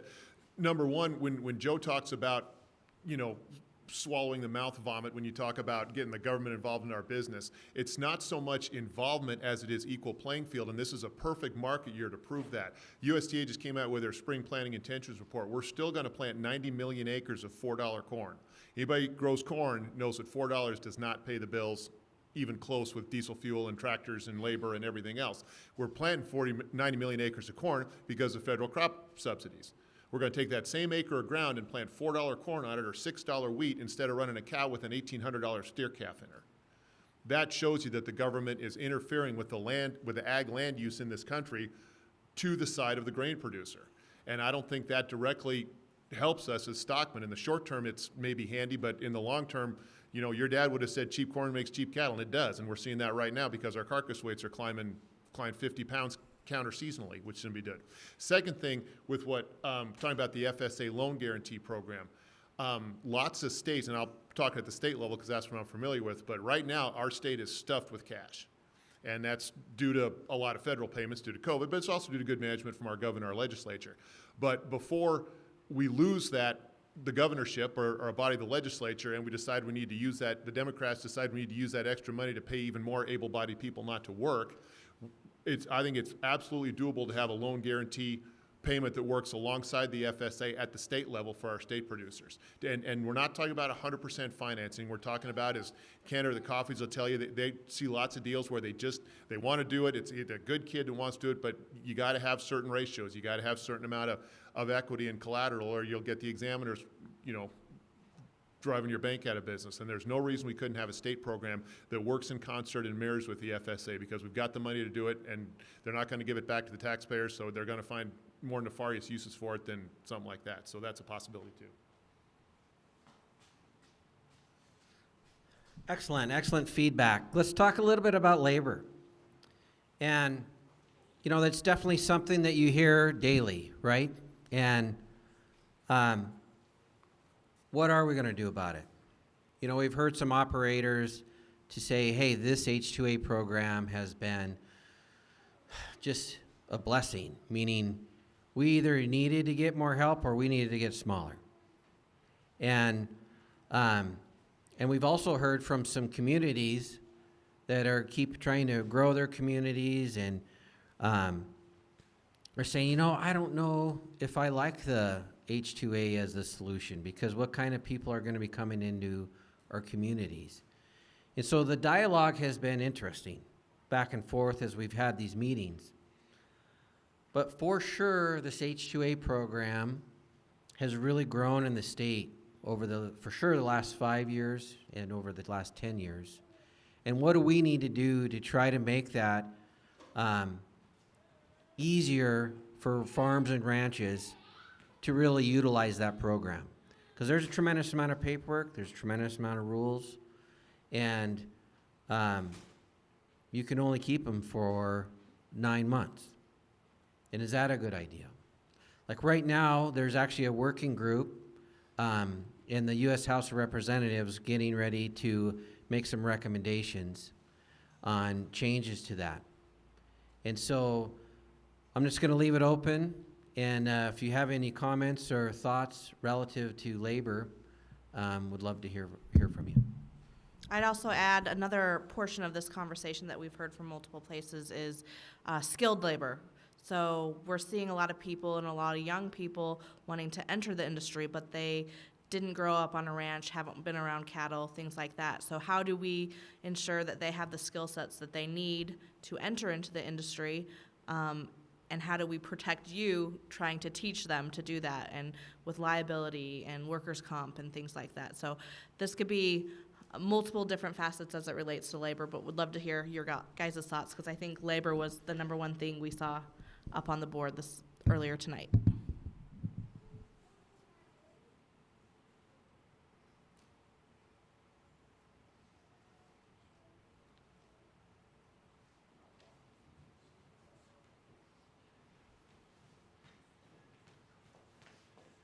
Yeah, Colt Coffee here again. We use H-2A workers, and they have been a blessing. I am of the thought that it is a Band-Aid for a bullet hole, unfortunately. We're lucky enough to have very good people working with us and that have come back year over year, so we have been able to train them and had been able to, to get them where they need to be able to help us. Would we prefer to hire locally? Absolutely. If you know anybody looking, we're hiring. But that being said, I think one of the bigger barriers isn't so much that people don't want to do these jobs, but there's other easier jobs out there that are higher paying. They're less stress. They're more convenient for people. I mean, if you can go down and work at a Wendy's or a McDonald's or Walmart and make a higher wage, you know what your hours are going to be, you know that you have holidays off, weekends off, things like that. You're not out in the cold. You know, why wouldn't you take that instead of being out in the middle of nowhere on a sub-zero day or a plus 100-degree day, or up in the middle of the night? And unless you have a vested interest in it, it's really hard to get people to come and do that. And so I think incentivizing people to take those jobs is the way to do it instead of making it harder for them to do it. So one solution that I have, and I don't know if this is feasible or not, but have a different tax rate for income tax for ag workers. Now, this wouldn't necessarily impact the business as far as decreasing their business taxes on income, but it would decrease the income tax on that individual. So someone who is working on a ranch as a ranch hand gets taxed less than someone getting paid the same exact amount at Walmart or at McDonald's or something like that. That way, at the end of the day, their net income over the year is higher than those town job workers. That would alleviate the stress on employees or on employers, because you wouldn't be competing with the wages that people are otherwise offering. Hopefully then that drives down our costs a little bit as employers, but also incentivizes good quality employees to come and do some of those jobs and help us out.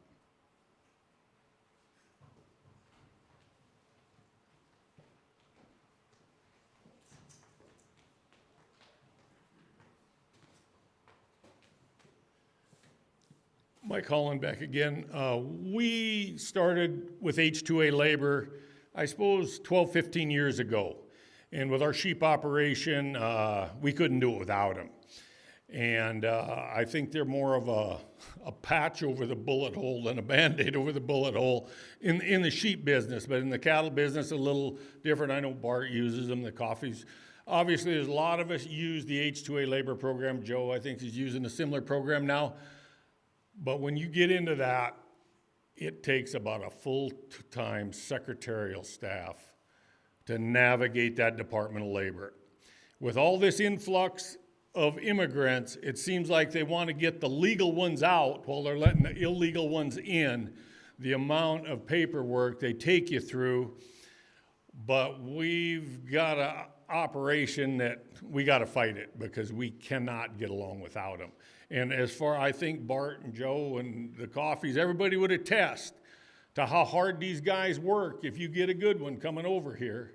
And whether it's South Africans, Mexicans, Peruvians, we use Peruvians for our operation, but you can't beat them for our operation. But when you get into it, you're not only getting into relieving your labor situation, but you've got an obstacle with this paperwork because it's real. And I hope everybody that's involved in the program would attest to what I've just said.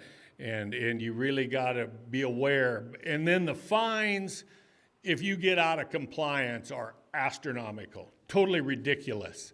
If you get, I sit on the board of directors for Mountain Plains Ag Service out of Casper, Wyoming, and we bring in about 2,200 laborers every year for mainly the sheep industry, but there's also a lot of cattle enterprises in there also. But some of our legal crew has to defend you as a rancher when you get slapped with one of these fines for having an electrical wire showing somewhere and getting a $20,000, $30,000, $50,000 fine, and then they reduce it to $15,000, and then you think you got a good deal. You know, that's a tactic of the Department of Labor's. And so it's just crazy the fines they slap on you if you get out of compliance. And there's sheep herders, there's open range people, there's livestock workers, there's a lot of different classifications, and that allows you to bring one here for 10 months or up to 32 months. And we're kind of in the program where we bring them over for 32 months. But I'd sure answer any questions along that H2A deal if anybody has any.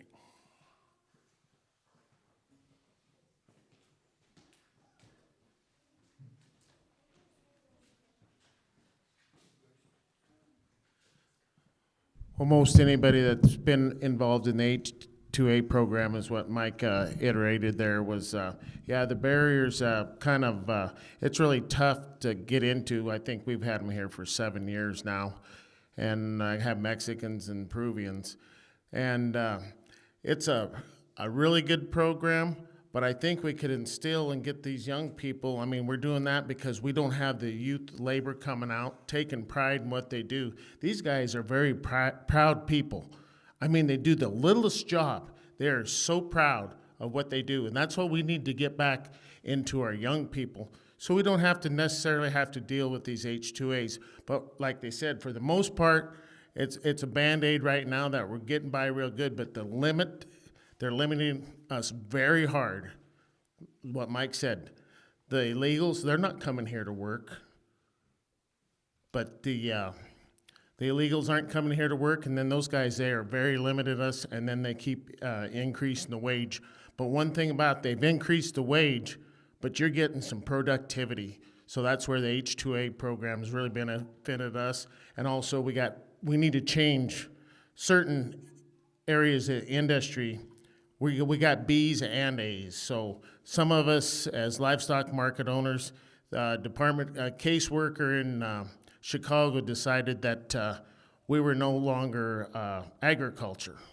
So they changed us to B, and B, you gotta pay overtime. So that increases a bit. So if we can get everything back on Class A, we're better off, because Class A is just so many dollars per hour, how many hours they work. And then there's some other programs, I think, are they monthly? I guess we haven't been in a monthly one. Open range is monthly. Yeah, we haven't had, we pay by the hour on the H2A and B, but B is overtime. It's what is it, contract labor? Or, I can't remember quite. I'd have to ask my wife. She deals with all the paperwork, so thank you to her. Makes it possible here. But that's just a little insight from my perspective here on the H2A and B programs.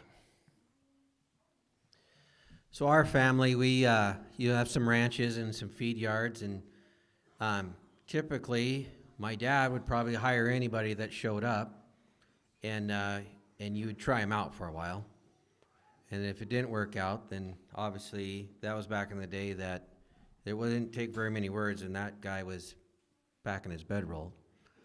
So now we have an HR program, and you have to have these criteria before maybe you fire somebody. So obviously our time has moved on. And so then the internet shows up, and we will run ads. And now Ranch World Ads is everyone's solution to find these guys for your outfits. And my goodness, you put on your ad there, I'm looking for some help. And geez Louise, you get 50 to 100 applicants. And probably if you get 100, maybe 20 of them is someone you're like, you know what, I think this guy can kind of ride a horse, or maybe he kind of thinks, you know, there was for a while we were calving out a tremendous amount of heifers, and so you'd ask them, well, so you know how to calve out heifers? Oh yeah. You know, and about the time you're going through a sink or something, and it's a blizzard out, and you're finding out this guy doesn't know what he's doing. So it's just a real problem, and I definitely don't have the answer. But we got to try, right? We have to have people to help us. And we can't always have more children. And at some point, we are getting older. And the other thing is we're getting tired.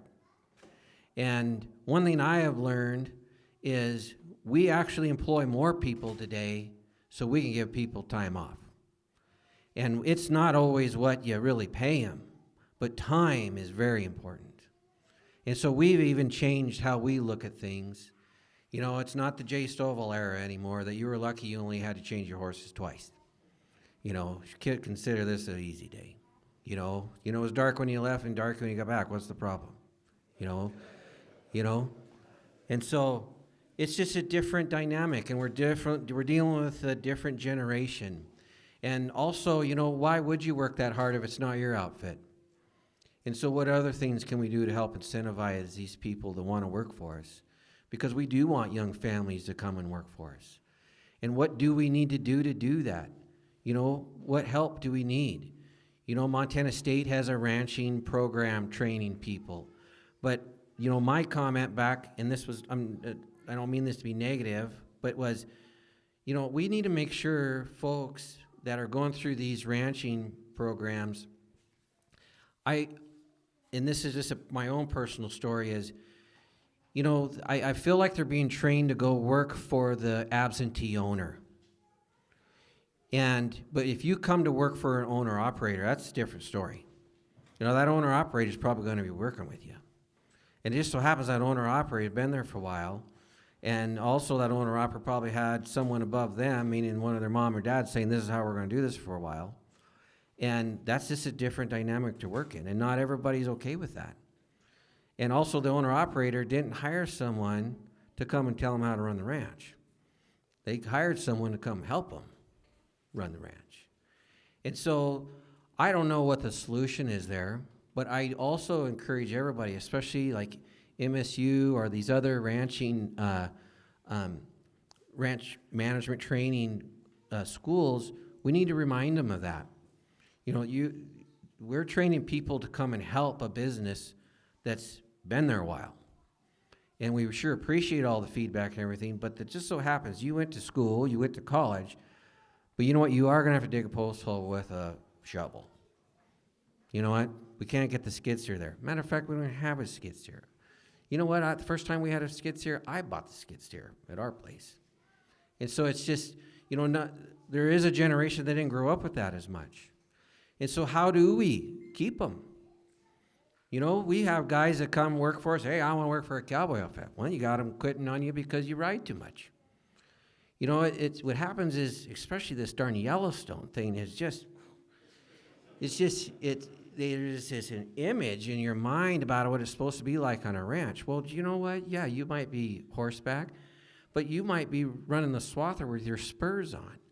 You know, you might get some oil on that fancy, I'm not even going to talk about the hats, but, you know, just, you know, I don't know what the answer is. And I'm not saying H2A is the answer either, but it's something that if you guys, I know we can't get it all figured out now, but if you have some ideas, let us know.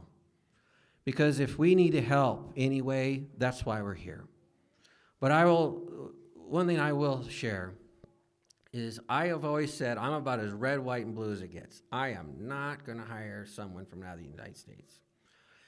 And my family, or I'm just going to blame my dad because he's not here anymore, but, you know, way back when, you went and hired, if you're getting ready to ship, you went to town and you went to the bar and you hired, that's where you found everybody. Well, we got that cleaned up because my grandfather has passed, but then someone shows up and you don't even ask them, well, why you don't even have a job now?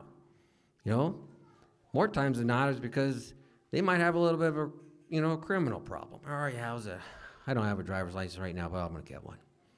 You know, so I feel like us as a community, we always get the bottom of the barrel. And then we kind of work through it because, you know what, we just need somebody and that's gonna work for now. We're gonna hope for the best. And, but I just got to share one story. So I was at the feed yard, and I was following one of our feed trucks, and I was out in front of a pen, and looking at the cattle, and the feed truck stops in front of me. This guy gets out, and he sees it's my pickup, and he starts walking over towards me. So in my mind, what I was going through in my mind is like, all right, there's a problem. And then I'm thinking, yeah, he's going to quit. Or then I'm thinking, you know, he's actually probably going to chew me out. You know, and just all of the negative thoughts in my mind. But this guy came up to me, he introduced himself to me, he goes, yeah, Mr. Stove, I'm sorry, I haven't met you yet. But I just wanted to tell you how much I appreciate having this job and what it means to my family. And that guy was from South Africa. And we started using H2As like 3 years ago, and we have many. We also use the TN visa Mexicans. Well, you can get a TN visa from Mexico or Canada, but the TN visa is a professional worker that has some sort of professional certificate. And so what we do is we hire TN visa Mexicans, and they are actually veterinarians in Mexico, and we put them on our doctoring teams. And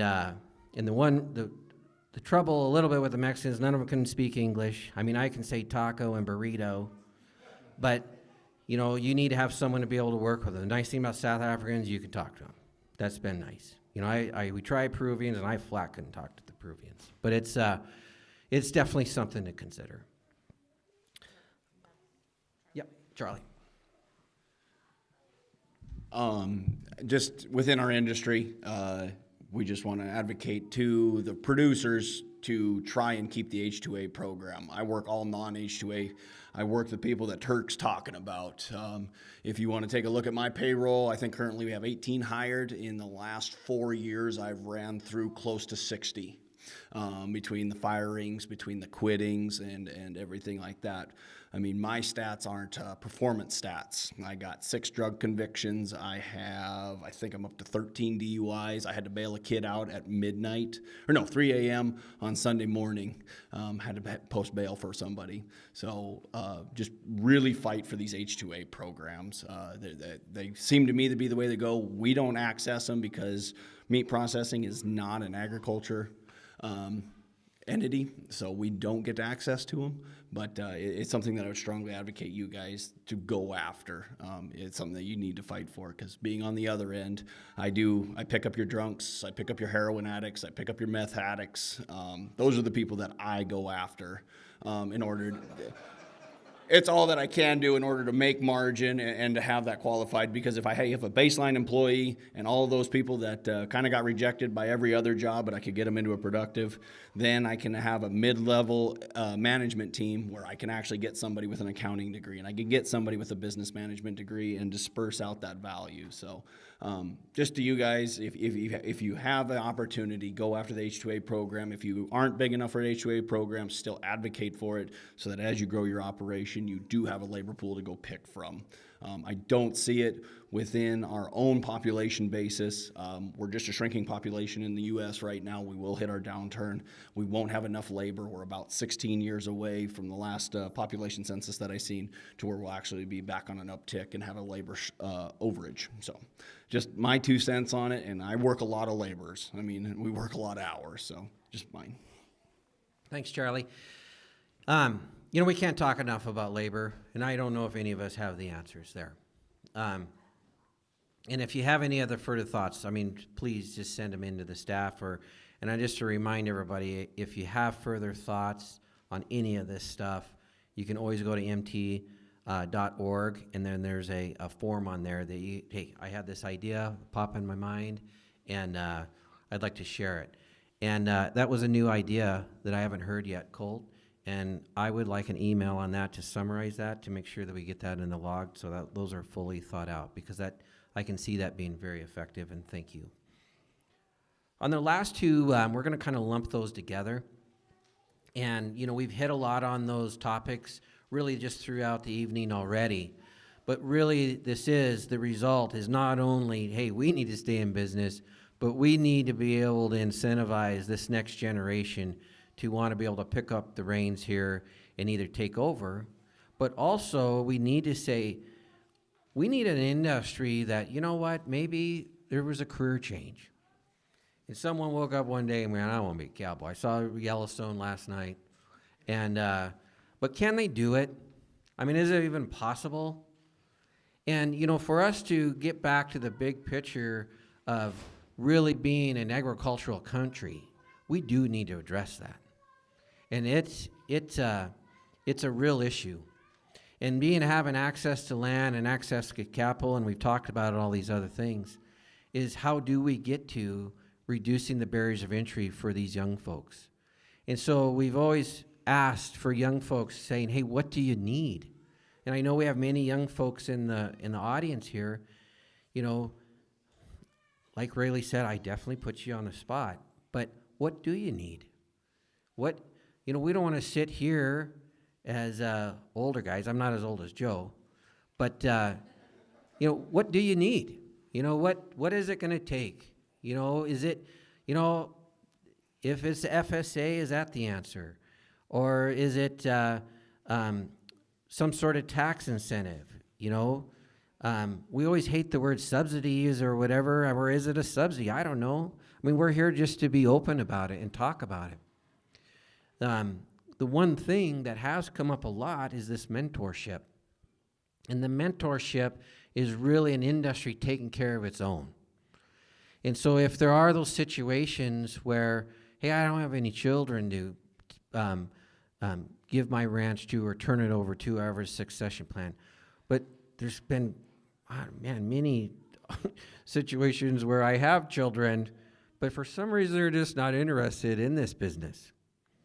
And it might not be because of the margin. It's just because, you know what, I like to go to work about 9. Before that, I'm gonna maybe work out, and then I got a tea time at 3.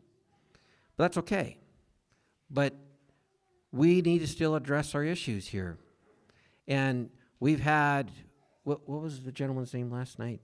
Unruh? Doug Unruh talked about, his kids didn't want to come back. And so with their kids not wanting to come back, he's actually helping a young person in that community get going. And shared just the story about he made an attractive buyout of his cattle for that person. And so then we started talking about, well, what do you need? Like, how do we make this even a good thing? Well, maybe back to what we talked about, tax incentives to try to, and help him to make it to where it's a benefit for everybody. So then we've even talked about, wow, we like this mentorship. How do we get people hooked up? Then we had a veterinarian at Headwaters at Three Forks saying, oh, here's an idea how we get veterinarians connected that, hey, I want to sell my clinic out, and here is a younger veterinarian trying to get in the business. How do you get it? Well, they have a website trying to get them all hooked up and just sharing information. Another great suggestion that's coming from these listening sessions. So just going to turn it over to you guys, and would love to hear some of your thoughts on all that.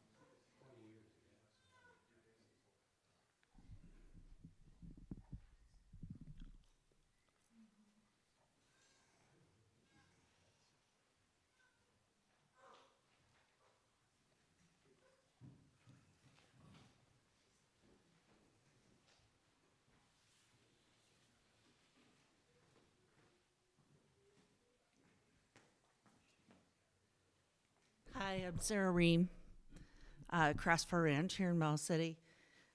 Turk's older than he lets on. We'll just say that.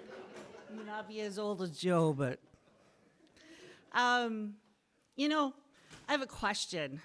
When we talk about mentorship and we talk about young producers, I'd like to see a show of hands in this room as to who is a first-generation producer. I like it. We don't have those very often.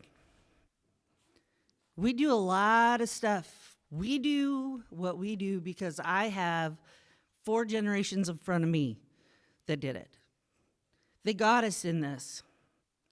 They got us started. We have to figure out how to go forward. But I do think, along with the COVID, everybody becoming aware of their food sources, where it comes from, we're a quiet industry in a lot of ways. We tend to our own, we do our own business. We don't go to town and whine and cry to everybody if it's been a bad year, other than the weather. We always do that with the weather. But, we don't share all of our losses. We don't share all of our gains. Well, depends on if you've had a drink or two. But we hold everything kind of tight to the chest. And this makes me think about the COVID situation, food security. I think we really minimalize what we do as an industry. People talk about food security and the U.S., and if you read up on any of that stuff and you look at the history, you go back a few wars, and you pay attention to those things, it comes down to this and what we do. And we all sit in the seat to be able to continue this and pass it on. We don't all have people that necessarily want to come back to it. There are people out there that want to be first generation producers. You've got Yellowstone that makes it look all interesting. You've got COVID, the people are learning how to can again. They're learning how to grow their own food. I mean, that's like the only industry that didn't shrink during COVID was developing gardens and patio gardens, and people got interested. And I think a lot of the things that we've said on here today really fit in. I would say mentorship and these young producers. I think we have to remember that we aren't the young producers. We had a leadership to get here. The world is changing, and we have to find a way to move forward and continue to involve people, because if we continue to lose land to other forms of use, we're gonna just eat away at our security in this department. And so basically all 5 of these topics that you guys have come up with, they all tie together. But carrying this thing forward is the underlying with it. The only thing that I would add is we haven't, I'm sure in the other sessions, it's been talked about, but one of the other advantageous things that does need to be addressed, it was addressed just a little bit at the very beginning, is your tax code. So you've got your Section 179s, you've got your bonus depreciations. You look at a first generation guy, those are lifesavers. We have to keep those in place along with the estate planning. But they have to be able to operate for a while to be able to get to the point where they can buy the land. And so besides safetying up with LRPs and doing all of those things, we need to remember those tax codes need to be handled as well. Thank you. Any other thoughts? This would be also a good time. Is there anything that we missed? Or any other thoughts that someone wants to bring forward?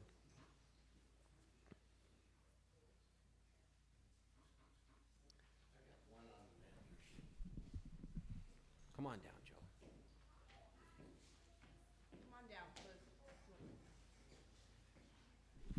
Yeah, when you talk about the mentorship, and I look over here at Bill Lane, and his dad, Tommy, was a fella that, for those of you that knew Tom Lane, he mentored a lot of young people within this industry. And I well remember one of the very first times after my dad kind of took ill, and I kind of took over our organization.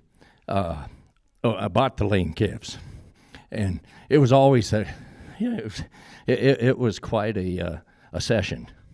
But you'd get the calves bought, and the best thing about buying these calves from Tom Lane was you didn't have to pay for them till after we sold them, and charge you a little interest, and on you went. And he called up one day right after we sold the calves here at the diamond ring sale, and he said, "There's 1,100 of them steers," and come down, and he wanted I was going to pay him for these calves, and he says, he says, "That doggone bank," he said, "it's only going to give me about 2.5–3% for my money." He says, "Hell, I don't need the money." And for those of you that knew Tom, he never asked you if you wanted to do something. He just told you were going to do it. And anyway, he calls up and says, "The boys and I, we got plenty of money right now." He says, "Hell, we don't need the money, and they're not want to give us nothing for it." He said, "I'm going to give you and Linda $500,000. You do with it what you want. I'm going to charge you 3.5%. You pay me when you can." And I think those kind of guys are out there that want to help young people in this industry.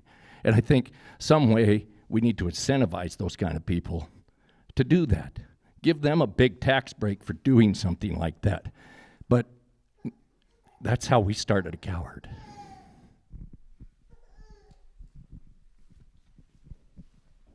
Hey, I am proud of this young man. Thank you. Drew Chambers, southeast of here, Broadus area.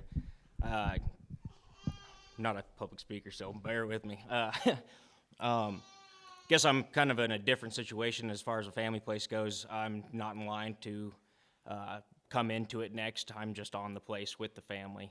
But I have neighbors that don't have children, and someday that their place will be for sale.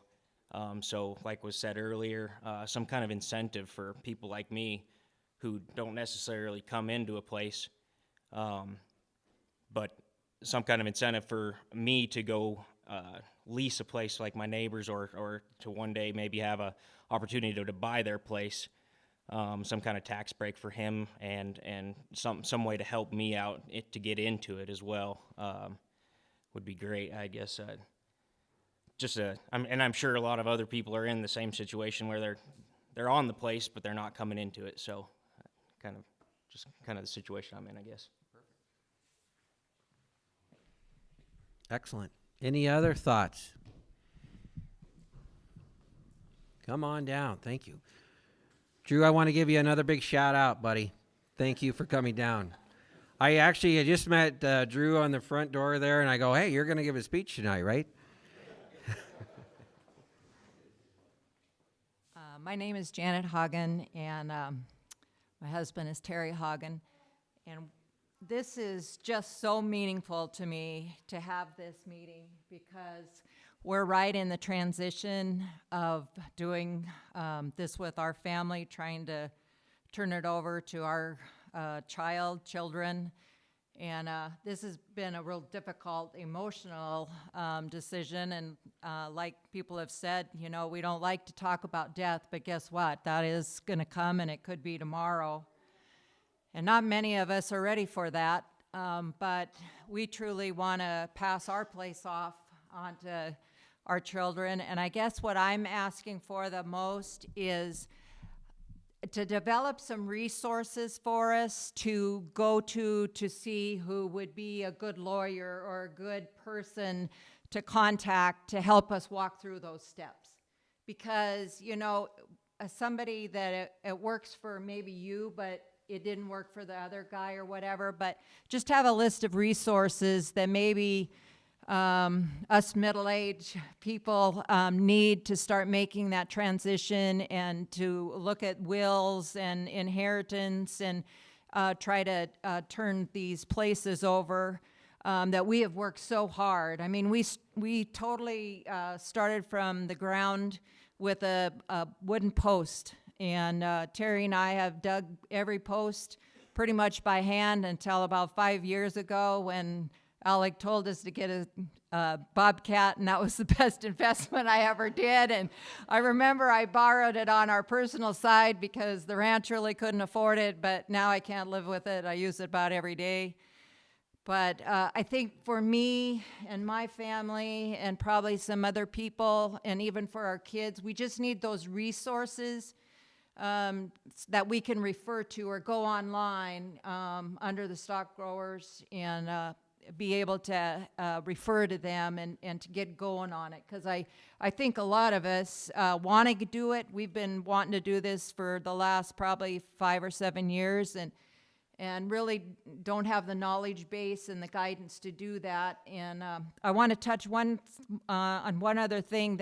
These federal programs, I remember calling my father, and when Terry and I were young and we moved on the one side of the ranch, and I called my father because we just didn't have much money, and I was working as a nurse and part-time and raising kids and trying to be a rancher's wife, and was a little overwhelmed, and we really needed some water. Our side, which was the west side of the ranch, didn't have much water.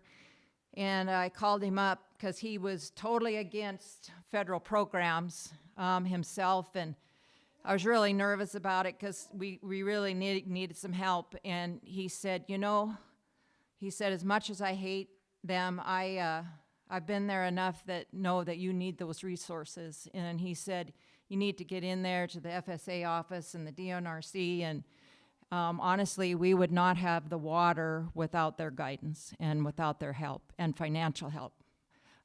We would never be where we're at right now, and we wouldn't be living through these droughts either. So I want to just thank you guys for bringing these resources and this to Miles City where we can kind of become a part of it, and I appreciate it really much. Thank you.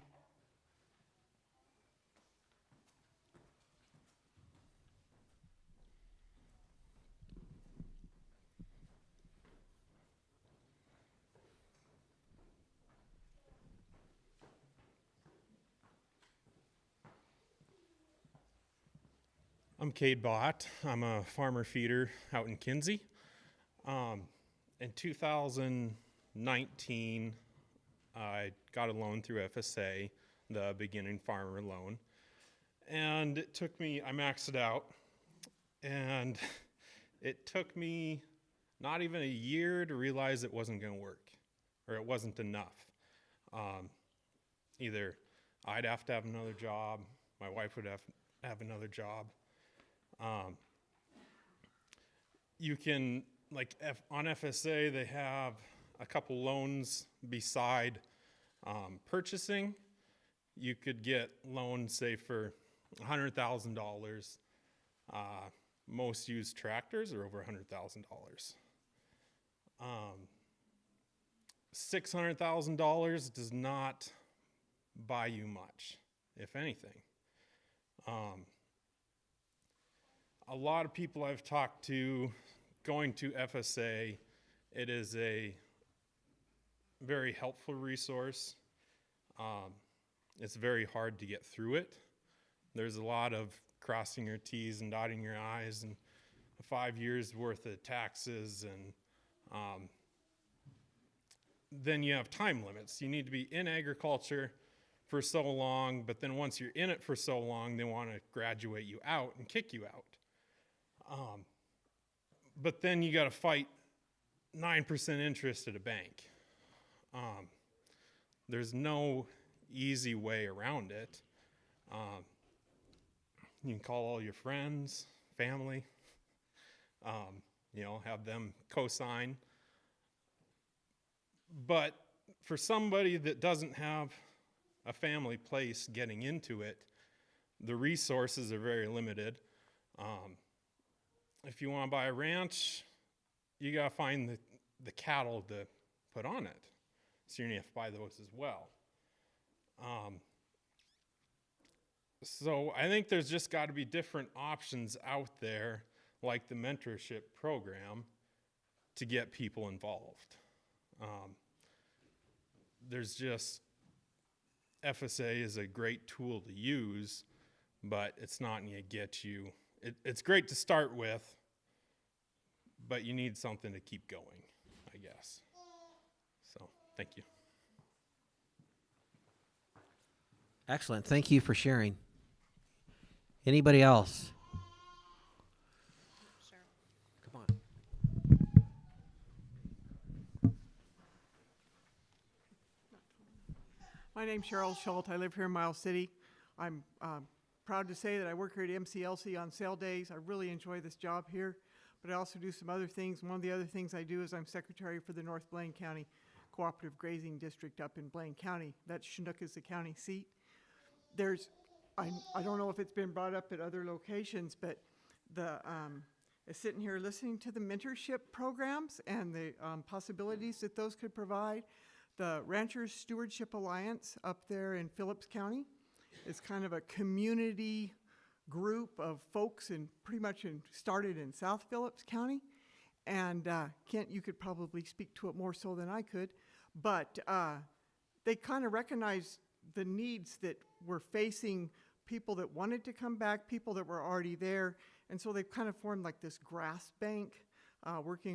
They are working with Nature Conservancy on part of it, but it allows people that maybe don't have enough pasture, like Cade just spoke about, they can come in on this grass bank. It's a collaborative effort.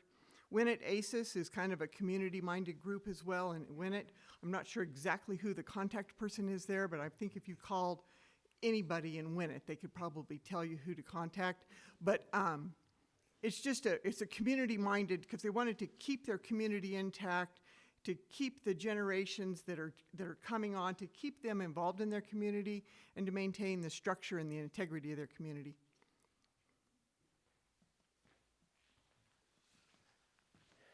Great. Any other thoughts or anything?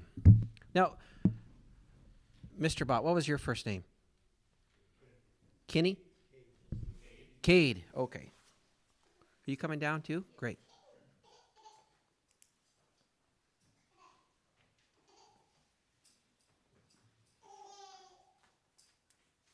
My name's Serena Medjid. I'm originally from Bridger, but I live here in Miles City.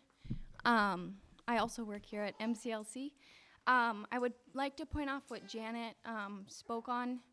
I graduated in 20, and it was COVID, and there wasn't the resources, and I think that, like, get in the high schools and get those for the young upcoming, I guess.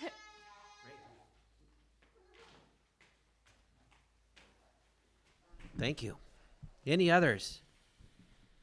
Appreciate you guys coming out. It takes a lot of courage to come down and Kind of no matter how old you are, it's just tough to speak in front of everybody, so I appreciate that. Now, for you young lady that just came down, and Kate and Drew, you guys get my cell phone after this, and you come down to one of our feed yards, Yellowstone Cattle Feeds and Shepherd. We're going to talk about cattle. Then we're going to go down to Pays and have lunch with Mr. Goggins, and careful, he's going to make us flip for lunch, see who pays.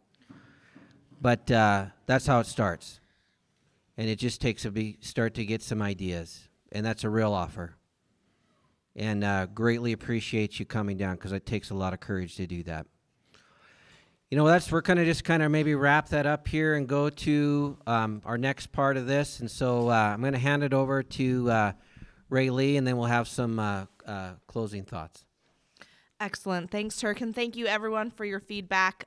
Just a reminder, as I said earlier in the evening, if you go to mtbeef.org, there is a form. So we've had a lot of follow-up from folks that have attended sessions and then sent us an email or submitted more information on the forum, like, hey, I just drove a couple hours and I have some more ideas for you. So I would really encourage you that the conversation doesn't stop tonight. It will continue as we continue to work on this, and we would love to hear more ideas and thoughts from you throughout the next couple of months. So grab your phones again. We have 3 last questions for you before we wrap up the evening. And the first one is, we did talk about a ton of things, but really under those 5 categories of focus, we really want you to rank those for us. I think based off the conversation, I know how they'll shake out, but if you would just go and rank those and tell us really which ones do you think are the most important to the least important. If you're not, if you don't have it on your screen, I would just encourage you to hit refresh and it will pop back up on your screen. But let us know what you're thinking from where Montana stock growers and the rest of the cattle industry should really focus our efforts and really put some actionable steps to this next phase of the process.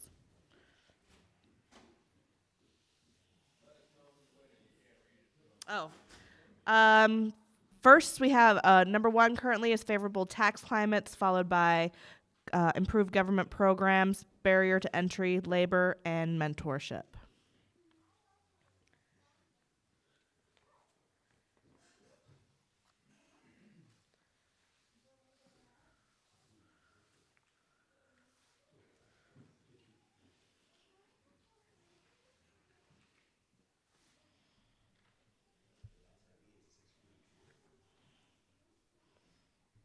All right.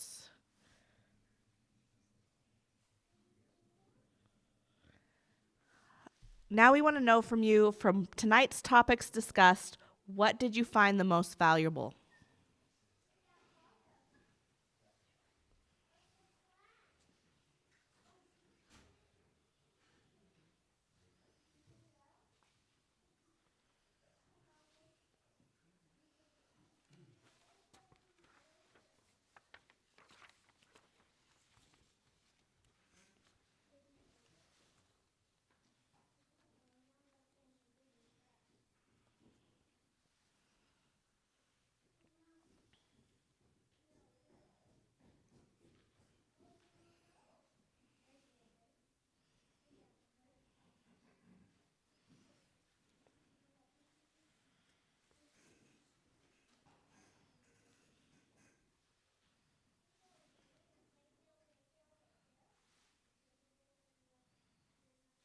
All right, and our last question. How can MSGA and the Producer Profitability Initiative serve you and your family's operation?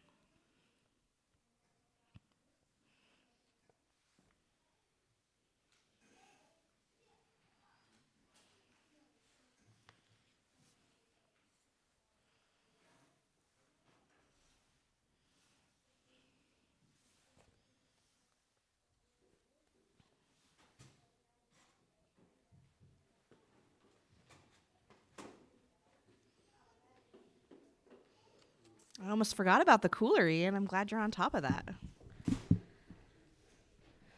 All right, while you guys are kind of submitting your last couple answers, I did also just want to thank again Bart and his family and team here for hosting the meeting, LMA for getting the momentum started regarding this initiative, as well as all of the folks kind of listed on this back page. It definitely is something that we are very excited about, and definitely excited to have multiple people joining in and really standing behind this initiative. All right, so we did draw, and it looks like it's either Kenny or Carrie Wonderbach. Oh, excellent. Congratulations. So before you leave tonight, Ian wants to take your photo with your new cooler, so make sure you track him down, and I'll pass it over to Turk for some final comments. Thank you guys so much. Oh. Yep. Yeah.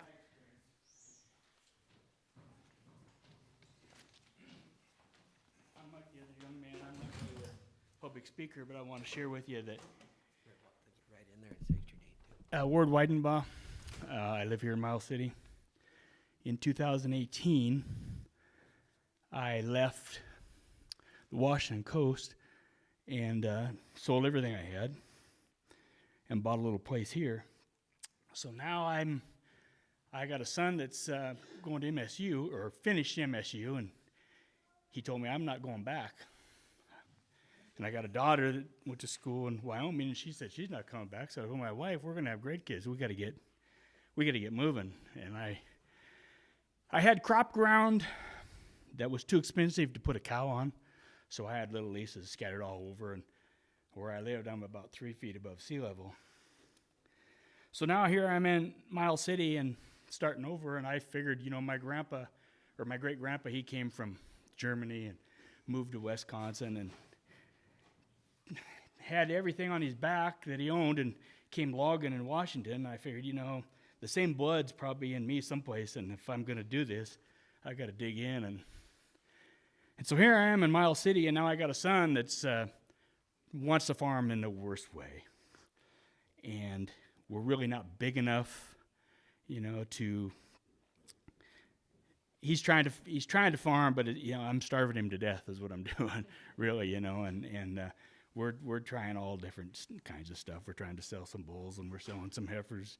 Joe sold some heifers for us, and so it's just a bit of a challenge. And so the mentorship, or maybe some financial incentive, where I could find some more grass. You move into a neighborhood, and where I came from, I knew everybody for 3-4 generations. My great-grandpa was there, and when you start over, that's a bit of a challenge. So the mentorship thing would be huge, and some incentive for, getting money where I could maybe find some more grass country or something like that, help us grow. Those would be important things for us. So anyway, thank you.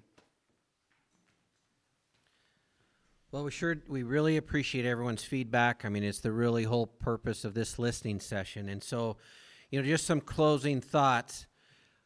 Thank you for being part of the process. And we had this question, I want to say maybe it was at Pays, as someone asked, well, what now? That was a great event, but now what? Well, I'm here to tell you we're here to get something done. And we are already actively in that process. And as we've been getting information back from fellow Montana producers, the wheels are already rolling. Like Laraylee and her team are already talking with neighboring cattlemen's groups of other states and saying, hey, this is what's going on. This is what is being effective. This is how we're getting feedback from real farmers and ranchers in your state.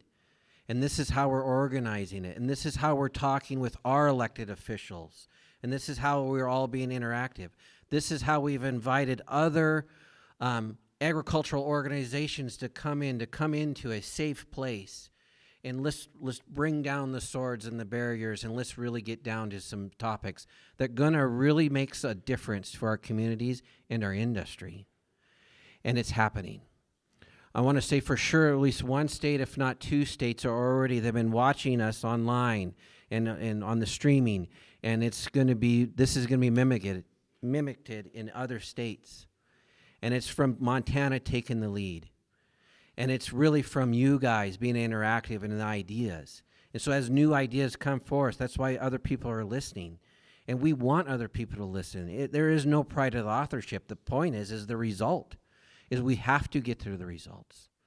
Just even next week, we're going to be going to Washington, D.C., the leadership of stock growers, and we're going to be talking about these topics, not only just on this page, but just as new topics come up. They are listening to us. By now, we're in our 8th or 9th listening session, and we have had hundreds of real Montana ranchers' feedback. And our elected officials see that, and they see this is powerful of what you guys are doing. And so we thank you for all that. Mike brought up a good point. Please be involved. Obviously, we're in Montana Stock Growers. We're trying to take the lead on this, but there are other organizations out there. The bottom line is you need to be involved, and you really need to go and have your voice heard. The one thing, and Joe brought it up, is we are horrible at telling our own story, and we have to. There's no one better that's going to tell your story than you. You know, I was fortunate to be Montana's beef board member, you know, for the appointee for the checkoff, when we administrate the checkoff. You know, and so I was on the board with many others across the U.S., and so you're interacting with many other organizations that don't think beef is a good thing. You get a big eye-opener that, you know, there's kind of some enemies at the gates now, and they don't think you should have all that land, or you don't think they should have all of the rights, especially running the animals.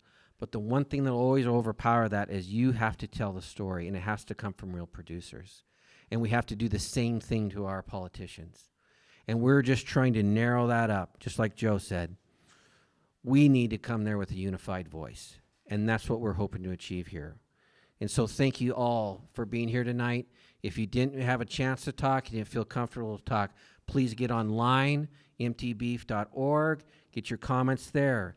If you want to call me, call Rayleigh, call the office. We really want to hear from you, and we're really trying to get something done here.